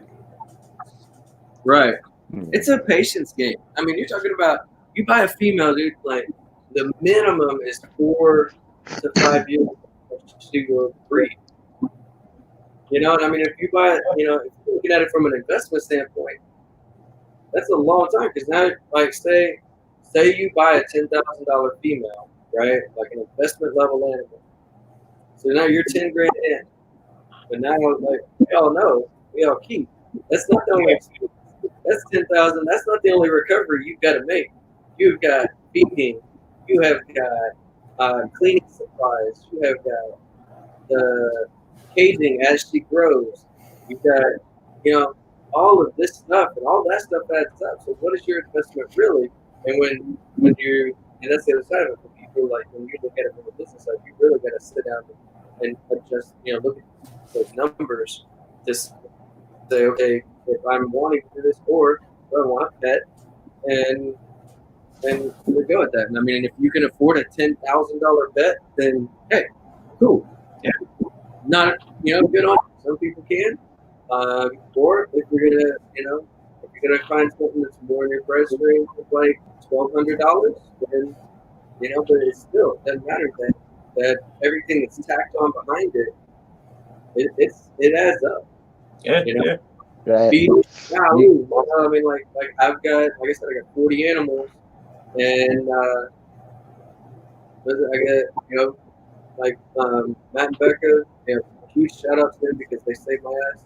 They took on my collection to help me out and make sure. And Becca, of course, passed off for it and stuff. And then she hit me up the other day and was like, "Hey, food's running low." Like, so I was like, "Okay, got it." How $400 later, like I'm like, everybody's like, "Oh, like, I want another baby. I want another baby. I want another baby," and I'm like, y'all like babies are easy. They're like, oh, it's so cheap. I'm like I said, it's 97 cents in order for me to feed it once a week, and I'm like, yeah, well, you accumulate 40 babies, and now it's $5 a rat to fucking feed them. Right. You're looking at 20 a week now. Yeah, a lot of people don't think that far ahead, and it's like, it's awesome. You want to own a snake, breeding, I wouldn't say it's for everyone. A lot of people think just because they have a snake, they have to breed it. You can have a pet snake. That's cool. But people don't think about that long run of what it's going to end up costing. Right. Yeah, I mean, and the other side of it, that's another part of the cost that people don't figure in when you have as many animals as we do. And I mean, Josh, I know you can relate to this. Keith, I don't know how many animals do you have? I think 17 plus all of Josh's. So there you go. I mean, like think about and this is what I try to explain to people when they're asking me, because they couldn't. I have a lot of people they'll ask me like, hey, what do you think, this and that, and I'm like, okay, look, but this is all the stuff that. And I'm telling you this from experience because I didn't think about it either. Like when I was just cleaning 15 quart tubs, I was like, oh, this is easy. Wipe, boom, let the water, good to go. Then you move up to 6-foot vibes, and you're like, man, like how do I make this easier? And I'm going out and I'm buying like this 500-pound cart, and I'm like rigging everything to where I've got cleaning stuff on paper that are 18 inches. Like, and I'm like, yeah, like, dude, like, what do you use for substrate? I'm like, I use paper. They're like, well, that's not natural. And I'm like, I would love to be able to, like, natural substrate is expensive, super expensive. I got 40, and I have 8-foot viv, like, vision, like these cages are 8 feet by 3 feet. Like, no, like it's not. Yeah, and it keeps on building up. Like Joe was here in right around October, I think, and so my room changed 100 times different than it was then. It was right before October. You were down this way. Yeah. Yeah, 100 times different. There's more money just invested into it, and but like I look at it as it's more of like a savings. Over time, it'll put money back in the pocket, and you just reinvest it and just keep on moving forward with it. But a lot of people, they put that money out and they don't think that they're going to have to take care of these animals for the next, 10 to 20 years or longer. Like my one carpet python's 23 years old behind me. But it's just, that's time. You just put into it. And that's the other side of it that people don't look at is the amount of time. And it's like, you can, from the breeding perspective, you do it ethically, like you get those people that if you run them like a puppy mill, like, or are you, because I'm a firm believer, like I don't think that a female should breed more than 3 years in a row, like another year up, and so that's the way I look at it. That's my personal, sometimes they need a chance to rebuild. I don't think in a while they're reading, seriously about it. And so what my goal is like, I want to have enough females where if I, I can, like this year, this chunk is breeding. Next year, this chunk's breeding. And I can just go year on year, Right. And my ultimate goal is to get to that point. And I mean, you know, and the other side of it is numbers too, because you know, just because you're breeding doesn't mean you know that they're going to take. Sure, we've all experienced that. You know, like, not all the eggs are going to make. Yeah, there's a big gap. Yeah, I had one female. I mean, everything looked promising. Huge follicles. She had been breeding like crazy. With you know, it was going to be it was my 50% Coyote albino female GC Snow, and I would have made an entire clutch of albinos and GC albinos, 100% at Snow. The total percentages would have been like a 56.25, I think, and this would have been a beautiful clutch, though, you know. Like, and then all of a sudden she was like, "Nope, I'm hungry again." Like, oh, killing me, killing me. But that's the way it goes. Like, you gotta be prepared for that. You can never. One thing you can't do in this, especially when, like, look at it from this perspective, is kind of just like that. You gotta, you have to look at it and say, okay, you know, I'm gonna play the numbers game, and you know, and then next year you're legit just not gonna be on the roster, you know. You're gonna take a year off and go have a seat, you know, and we're gonna bench you and let you chill. But then when he clutches, same thing like your males, they're only good. They're gonna be good for so many clutches before they make themselves obsolete. And then it's like, okay, so what do you do at that point? Like, do you pass him off? Do you give him, you know, like the GC Snow? Think about it. Like I just told you, I'm going to put him to, you know, animals that are going to make 50% Calatoas, 25% Jan. You know, and I could literally make him, but with higher percentages. Yeah. At that point, like, all right, 2 years after that, if I get a male, hey man, dad, you're benched, you know. But at that point, like, you know, he's such an integral part of what's going to kick my business up. Is that when he gets retired, he's going to get a spot in the house. Yeah. And it's going to, like, you will live the good life for the rest of your life. Because, you know, at that point, you know, I think you're going to look at that from an ethical standpoint. Like, what do we do with our retired females, the retired males, you know, and stuff like that. And, you know, which ones do you keep? Which, you know, because I mean, business-wise, you know, you take, okay, like if they're not putting money into the business, they're taking money from the business.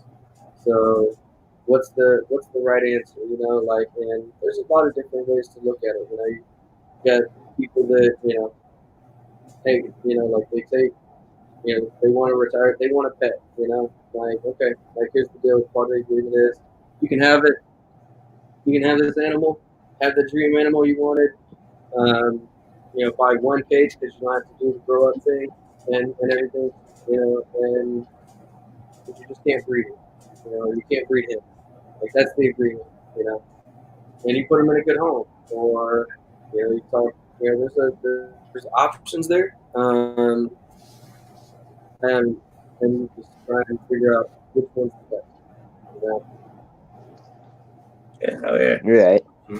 See, when people think about snakes, I don't think they look at them as like lifelong pets at first. Like, I mean, like normal people, not like, you know, experienced keepers, you know, like people are only familiar with keeping like cats, dogs, or fish as pets. Or I don't think they realize, like, people just getting into it, I don't think they realize like the longevity. Like, reptiles are more of a lifelong pet than, you know, your cat or your dog. You know, they're going to be around a hell of a lot longer if your husbandry is on point, you know.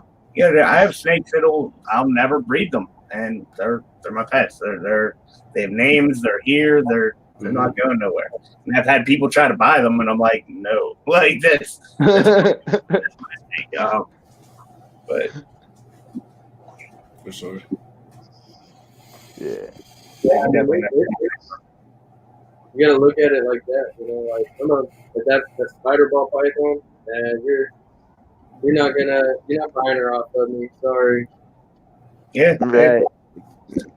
I mean, shoot, the world record, like I think the lifespan on like the longest living ball python, I think was like what 45 years or something crazy like that. Like the one that they actually have records of, I think it's 45 years old or something. It was in like a zoo when it passed.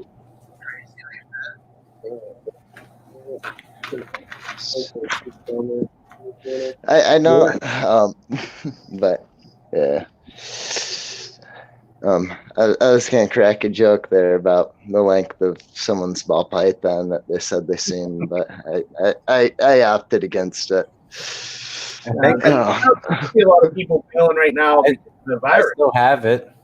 You People still have the clip? Mm-hmm. Run the clip. I don't know. We're You guys won't be able to hear it though. It'll only play it on. here unless you rewatched it. yeah. Yeah, I was saying is I see a lot of people selling their entire collections because of the virus. They're scared that it's going to wipe the whole reptile community out. There's rich people that are in the community. There's people will still. It's not going anywhere. There are going to be people affected by all this, but then there's also going to be people out there. They're just it won't ever die off. Just see that getting bigger and bigger and bigger and bigger. Yeah. This is just a little bump in the road. Yeah, there's I think there's a lot more people. Go ahead. Because they're those animals. Like there are people that like, hey, I can't. It's not a good time. They're worried about the money and everything else. And then this is those opportune times where if you've been sitting back and stuff like that, and it's like the Burmese. When they passed laws with the Burmese, there were people that held on to them and continued doing their thing. And then whenever it became, they got rid of the law, there were those people that had it still, and now they could put a whatever price tag because people wanted them, and it's just a big difference. It's the whole thing. I get it. Some people are worried, but try to wait it out. Do your best you can. Yeah, it's unfortunate. People they don't have that option. Like if they get laid off, they know that the collection's gonna go because there are people that can buy it. They'll liquidate everything to survive, and it's so bad. Like you had to do that, but I mean that's life. That's necessity of that. And you need to eat. Yeah, I was literally just talking to someone last night and today, and they got laid off and they got put in a position where they had to sell. I think they had like 6 or 7 retics, and they sold like 5 of them. What's sucks is to see them sell for so cheap. Like they're definitely screwing themselves in the long run. And whoever's buying them is usually making out on it. And I guess that's how the world works. But I just hate to see that, because then if they ever decide to get back into it, now you're just spending double the amount to just get back into it that you lost out on. Right. Yeah, definitely. And you gotta. Best thing you can do on that one is to say you gotta own that decision. It's not necessarily fun, but you gotta do what you gotta do on it. So, me, I get back and doing how this stuff goes, how it affects the economy and everything. I'm looking at it like, okay, like I'm fortunate because I have almost a paycheck and everything, so I'm very fortunate. Right. I take that, and so I'm looking at it like, okay, maybe I'll just do instead of doing, depending on how the market's going, like if people aren't buying, then I'm not going to produce steaks that people aren't going to be able to buy, I'll just be real selective, and I'll do a couple brief things like to try and, know that I'm the most back on, and then, just basically minimize it. But I've got 5 years till I retire. If I retire at 20, And I mean, I can keep going. And I mean, this year I get looked at the Master Sergeant. So if I pick up, then I can go all the way up to like 28 years old if I pick up Master Sergeant. Yeah, so I'm kind of secure. Yeah. And like I said, there's going to be people that come out on top from all this. And it's how it works. Like I said, hopefully it blows over and everybody's able to recoup, pretty quickly. I mean, no one really wants to see anyone lose like their whole collection or something that they've been working on for years. No.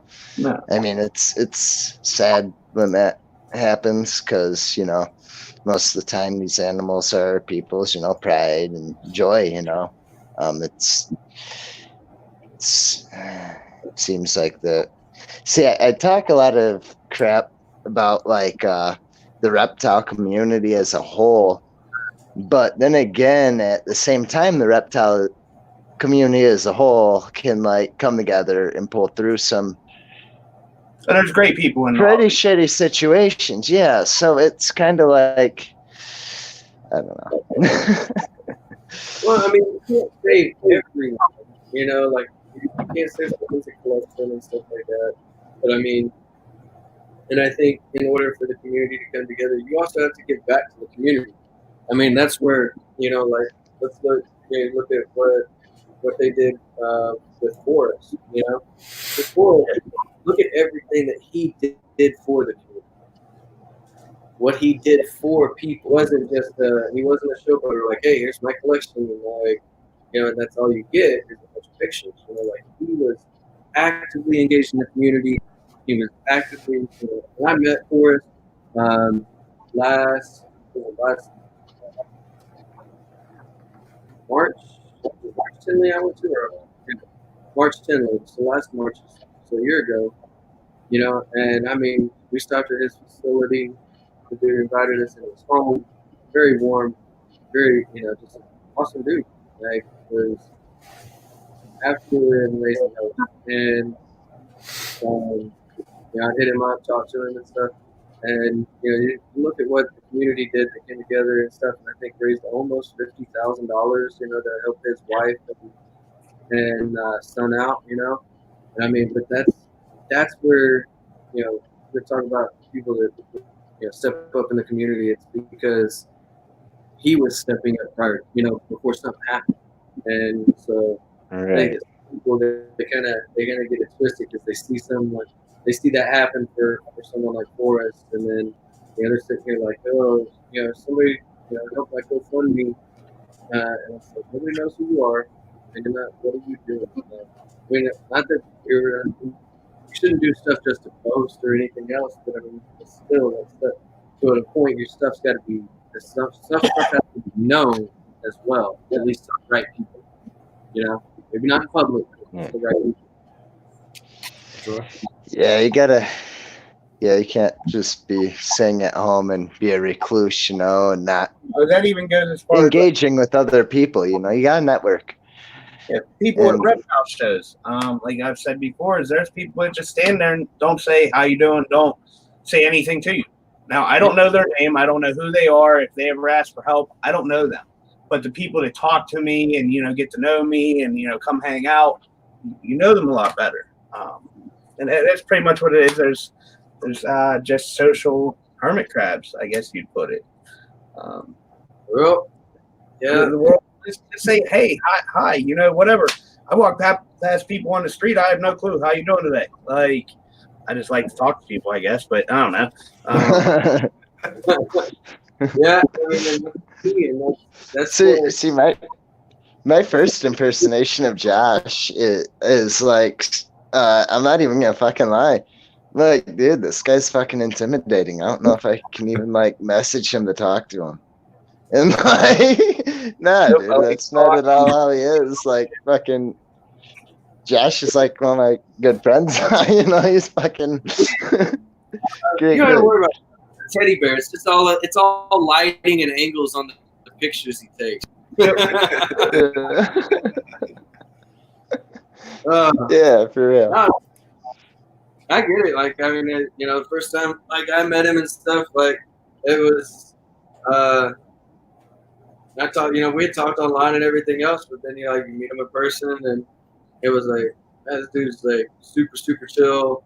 Like you kind of you're like, man, I'm wondering how intense this dude's gonna be. Like man, come to my house. Here's my kids. Here's my dogs. Yeah. Look at the snake room. All right, I'll show you everything. I'm like, my girlfriend's sitting there like, this is kind of cool. Like she's getting into it. I mean, Amanda, like, I will give it to her. She supports me 100%. Everything, and it's fun. Like she'll help me clean. When I was back home, she would help us. She'll handle the snakes. She's got no issues with them. And she supports the business and everything else. And then she's like, well, I want this animal. I want this animal. And I'm like, of course, I want them too. She calls me a hoarder. I'm not a hoarder. I just want a crocodile monitor and a trash panda. And a trash panda. Oh, yeah. You want a raccoon now, huh? No, yeah. So I have the list. Like I said, croc monitor, a raccoon. I want a like a dwarf cayman. Like all this stuff. Like I want it. Now, will I get it all? Nah, probably not. Like, because so when it comes to the Aldebra tortoise, right? Like I love it. I have a moral dilemma on getting it though. One, because I'm like, all right, I can't get this thing until like I'm close to my last year of retirement, just because the amount of space that they need, right? I need to be retired. I need to not be moving around all over the freaking country. So, but at that point, I'm 38 years old, and this thing's gonna outlive me. Yeah, hands down, like no question, it's going to outlive me. So what do I like? How do I handle that? So will I get? I don't know. I'm assuming Amanda is your girlfriend? Yeah. Okay. She said because you want all of the animals. Hang on. I'm gonna see.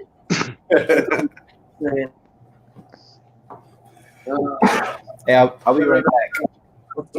All right. Where's that? I want all the animals. She's still listening? That's funny. I figured she would have got bored. It's like it's 2 hours in, I mean, she listens to me talk about this all. I think the longest one we've gone so far is like 2.5 hours. But yeah, like I was saying, man, we were before we went this whole live stream video chat ordeal. We originally started off Reticulous Gaming. It was just me, Keith, and Josh. We were just bullshitting reptiles, and we're like, how do we get more people involved in this?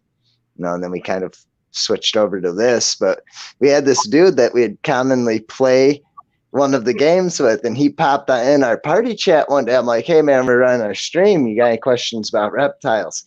He says, oh no, man, I know everything you need to know about reptiles. He says, I've seen a 14-foot ball python. He says, I've had bearded dragons and leopard geckos and ball python. I'm like, okay. And then he left the party. So I had Keith clip at him. That's something that we have in our Twitch archive somewhere. Oh man, yeah, I love the know-it-alls, and dude, stuff. He straight came off like a know-it-all too. And everything he said didn't make sense. I'm like, shit, man. Here's the other thing is this is one of the things I don't know how y'all feel about this, but it's one of the things that I nobody learns anymore. They just hear and regurge information. Yeah. They learn it. It's like, no, I need to teach me this, and then I need to test it out. So me, I talk with several keepers stuff about, all right, what are your feeding habits? What are your temperatures? Where are you incubating at? All right. And then I'm listening to podcasts of other species, like how, like, you know, like what is the method that they're using to like breed carpet pythons and get them to go, and then what are they incubating eggs that they're, and like, yeah, retics are different, you know, and stuff like that. But like you start to like something in there will click, you know, there might be something, who knows, about like incubating chicken eggs that you know, it might be like, how can I apply that, you know? And you got to be willing to test the theory, you know, and you kind of put those feelers out like, hey, I've got this idea, and you see if anybody's had that idea yet, you know. And then if they haven't, like, all right, like it might work out, it might not, you know, like you just don't know. And you gotta be willing to take that chance, you know, and that chance may pay off. I think they screwed something up. What? I don't know where we put the headphones on now. Here, like it sounds like there's a truck in the background. You probably hear the incubator. It was weird. There it goes. The incubator sounds like a truck. But you know, Cool. I think, you know, like take the time to do the research, talk to people, and then start to like think about it and formulate it. You know, it's like everybody's saying that like ball pythons, you shouldn't, you know, you put these guys, you know, you got a ball python that's a 20-gallon long enclosure. The whole thing's like what, 14 inches high at most. So they got a branch in there that we can climb up on. Oh no, these are they're not fall and hurt themselves. I'm like, probably not. And then you get, you know, when you just dismiss the experts on stuff, and it's like, no, like it's not hurting anything by doing it. Yeah. Like what? I mean, I've seen plenty of pictures of ball pythons climbing up on shit in their enclosures, you know, and actually hanging on. So, like, and I'm like, it's proven in the wild, in their natural state, that they're semi-arboreal, and they're going in trees. And last time I checked, trees ain't fucking 14 inches high. Like, all right, it'll be okay. You know what I'm saying? And people are like, yeah, do I agree? Like, if you got a blood python, that's very much a terrestrial ground snake. Like, so what do you know? Like, but that's the thing. Like, you could get so much more. You know, if you know, you got to look at the snake that you're buying, or the animal that you're buying, and decide really, like, what is this for me? Like, for a blood python, I would say you buy something that's freaking, you know, for an adult, you want to give it real room. Like, buy something that's 8 foot by 3 foot, but it only needs to be, you know, 12 inches high, 14 inches high. They don't climb my vault, like giving them enclosures with stuff like. I'm like, that was then you just rip it all out, and it's like that's just a waste. They just end up taking up space. Yeah, look at what your snake does. Like for me, I've been like sitting here drawing out concepts for different enclosures. You know, of course, you know, like Garrett, he's working on enclosures and stuff all the time and everything. And I've got some ideas, and I'm like, all right, a little less.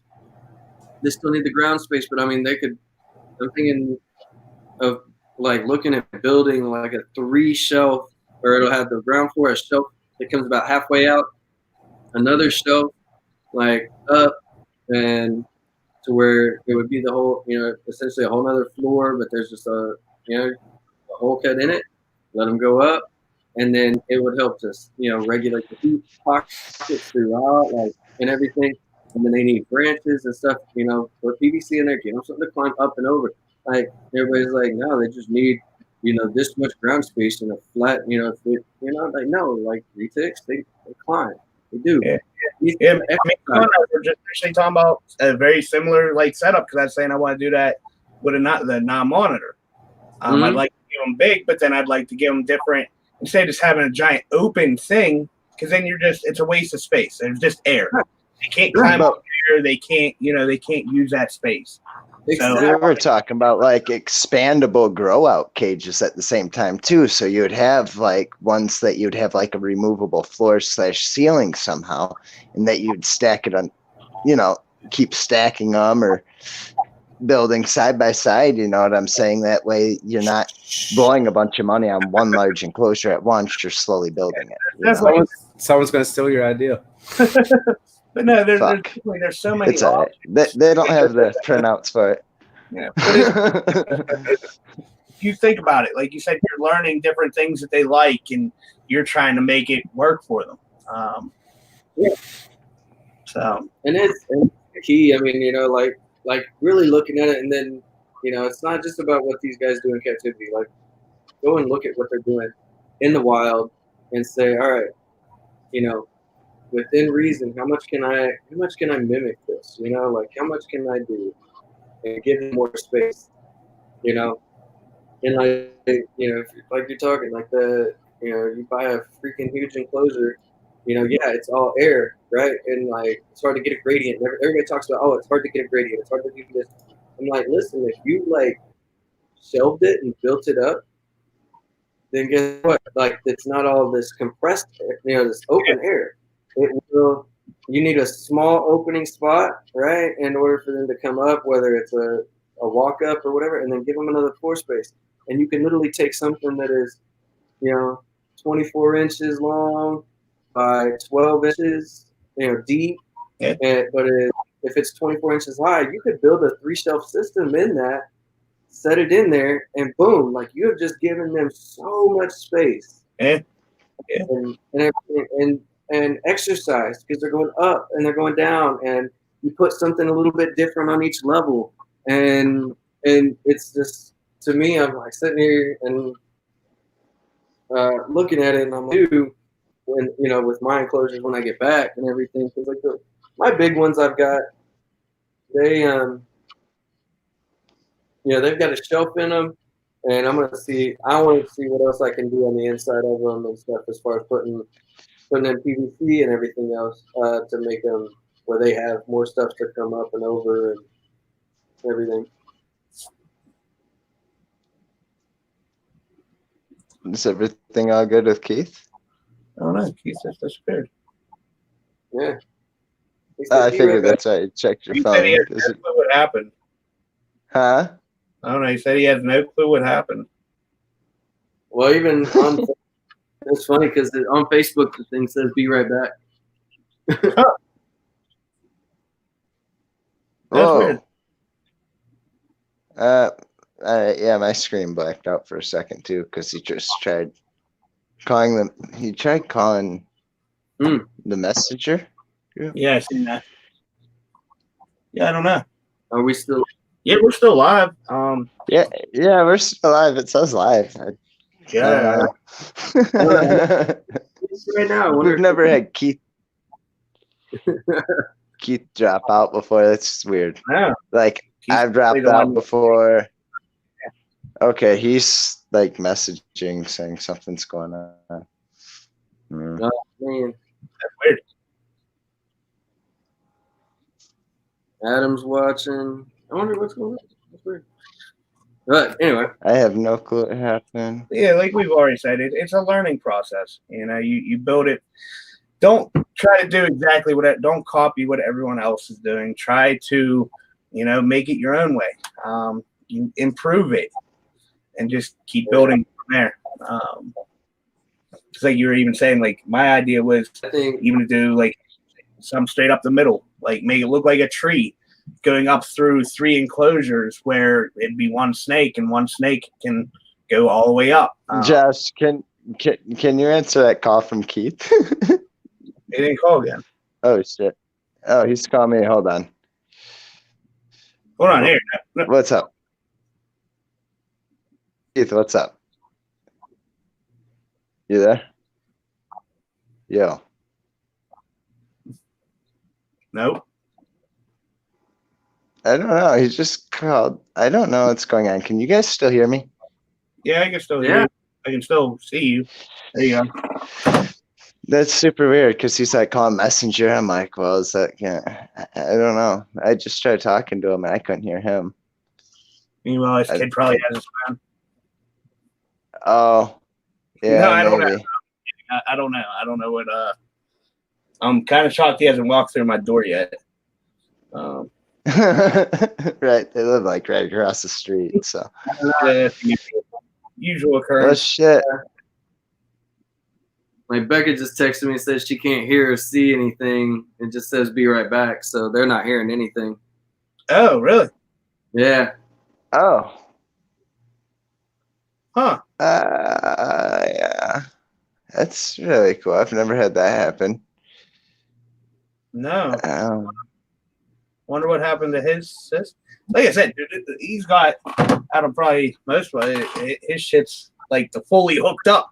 I wouldn't have expected his to fail. That's weird. Apparently on the YouTube stream though, Daniel's telling me he can still hear. So we can't talk bad about Daniel because he can still hear us.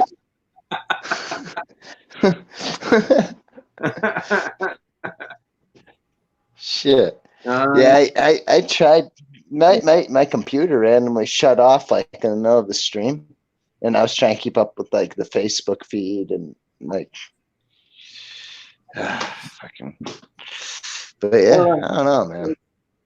Andrew, and then another buddy of mine is saying that he can hear and see us just fine on Facebook. So I don't know. It's weird. Hello. Yeah. Back. What's up? I can hear. Yeah, we're still on there, Nate. And there's people saying they can hear us and see, and Some people can, some people can't. Yeah. Yeah. I don't know. We'll figure it out. But you lost internet? Really? Yeah. So apparently YouTube's still working because I can. Well, that's weird. So we can't like go off live. So we can't even go off live, he says. Yeah, normally I say here like bullshit for a bit after live, but like how do we like stop going live at this point? I don't. There is no like stop going live, other than if we all just click to exit. I don't know. Yeah, Keith has that button and he can't get to it. Keith has that button, yeah. Isn't that weird? I dealt with the internet outage yesterday, and that's why I use my phone, because it's on just normal. Well, if we end up like out and not going live, yeah, it's definitely nice bullshitting. Yeah, I don't know. We're still live on YouTube. Yeah, we're still live at the moment. Dude, this is kind of cracking me the fuck up. We've had like technical difficulties every single stream, like the past 4 or 5 streams. So I'm just it's fucking funny what happened to Keith. Like you do internet through your phone, like. No, you can't host through your phone. Well, no, I'm saying he could do a hotspot. Cheers. Oh, right. Yeah, well, my energy drink's gone. But I'll go get more. Oh, shit. Oh, you got a code?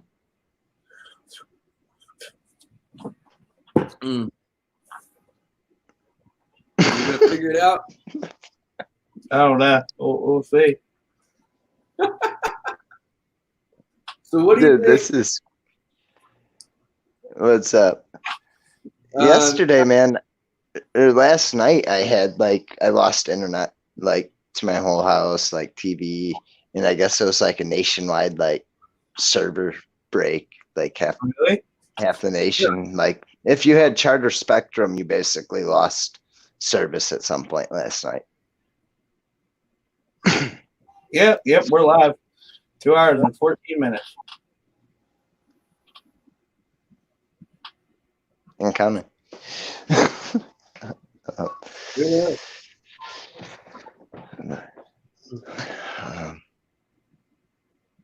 Well, I don't know. Technology is a mystery. Yeah, I mean, I honestly Shouldn't be live. If its system shut down, you would think it would have like ended. cut off the live feed. Yeah. We're still rolling, man. Yeah.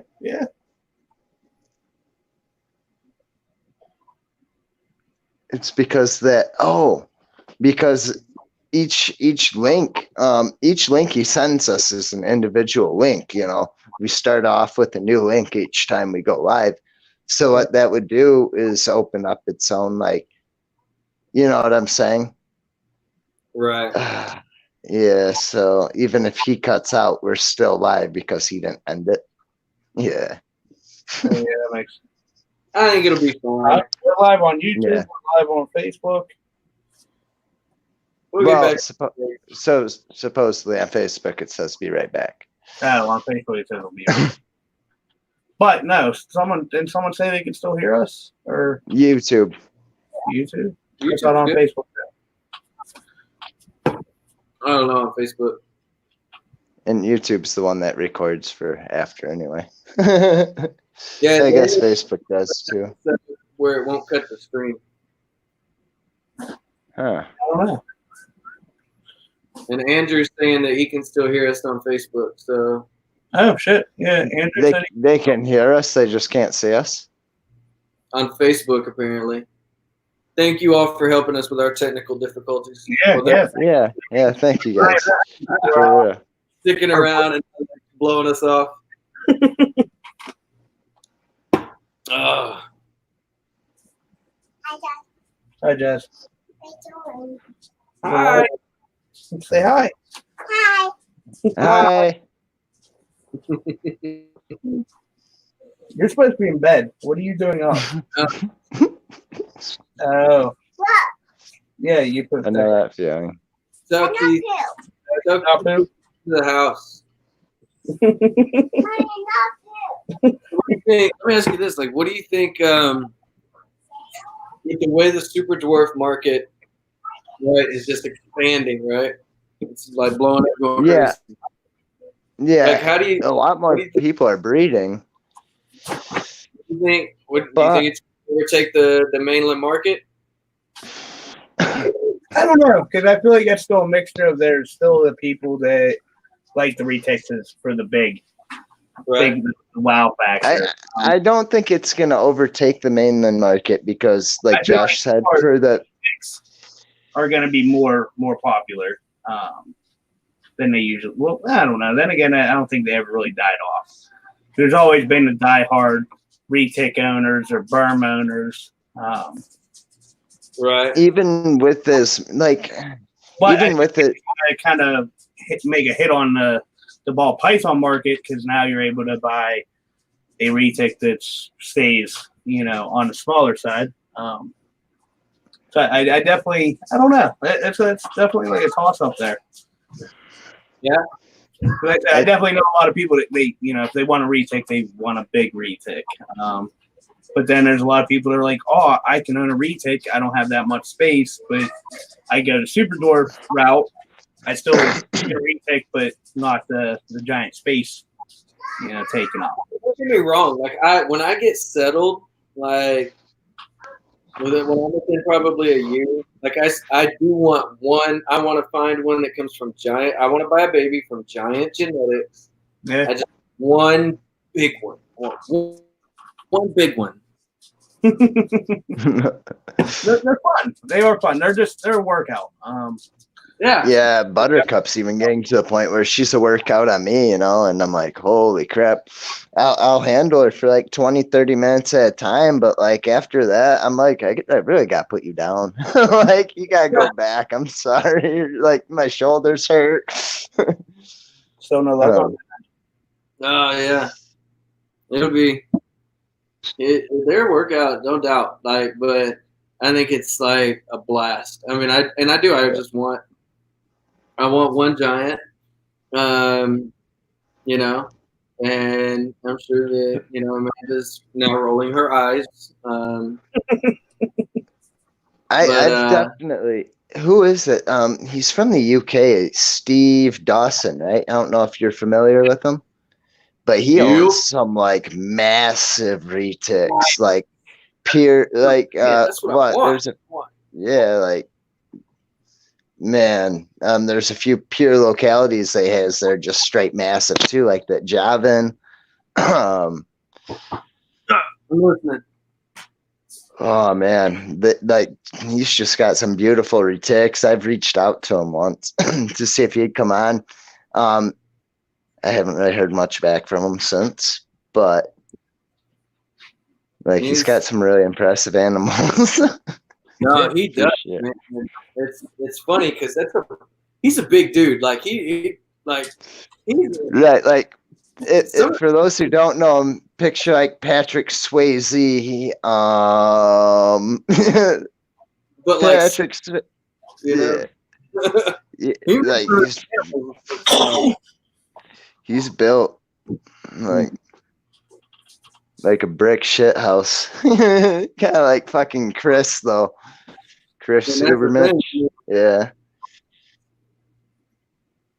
But yeah, he's got some beautiful big ones, like just big genetics. And I that's one thing that I do want eventually is I want just one big one that I know is going to get huge just for the wow factor, really work with it. And I want it there for that comparison, Yeah. And, right. Look, like here's an adult. It fits in my hand, like it's wrapped like around here, but I can hold it. And then here's that I'm like, that's simpler. Yeah, it's like I said, it's definitely a big difference. But it's also aiming for a giant snake too.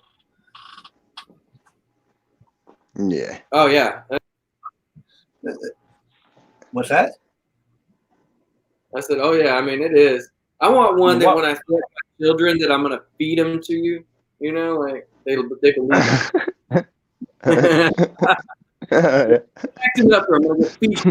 They're like, it's little. Hey, welcome back, Keith. Yeah. Keith, we're still live. Oh, did you hear us?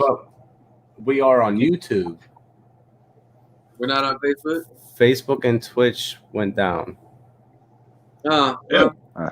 So, wow. Everybody come over to YouTube. Well, yeah, man. Right. Now that it's fixed, I was kind of planning on getting off here soon, anyways. Yeah. Well, it is. It's getting kind of late on our end. I know it's still early on your end, but, you said, man, I have work tomorrow, unfortunately. Yeah. So. And like your computer. When you're back in the States, make sure you hit us up because we'd love to have you on again when you can actually show off some of your collection in person, man. That'd be fucking dope. Conrad. Yeah. Absolutely. You guys could still talk. I'm just gonna hit the end button. You just won't be live. Oh, yeah. Oh, like we normally do, just bullshit afterwards. Yeah. All right. Yeah. If you want to chill with me and Josh for a bit, feel free. We normally chill on here for a bit anyway. But, all right, guys. Well, for everyone the show is watching, thanks. To check it thanks out. for joining us, everyone. Make sure we definitely check out GI Joe's SDs on Instagram. I'll make sure I put up the link somewhere in the description tomorrow when I go to edit everything. It'll be in the description down below here somewhere. Yeah. But your hands are off camera over here. there. It'll be down here in the description somewhere. But yeah, I'll have to check. I don't know who's coming on next week. I think it's either Eric Vogel, I believe we're having back on. Oh, nice. Someone. I'll have to check. But yeah, thanks for tuning in, guys. I think he scanned that live button so he can take a nap, get some rest. Anybody got any questions for me? Just hit me up. I'm Joe Hall on Facebook or Instagram is like you said, he'll put the link. So I'm always free. I'm always open to chat. So nobody. Yeah, right now he's got even less to do because he's on quarantine at base. Yeah. Feel free to go bug him. All right, Keith. Later. There we go.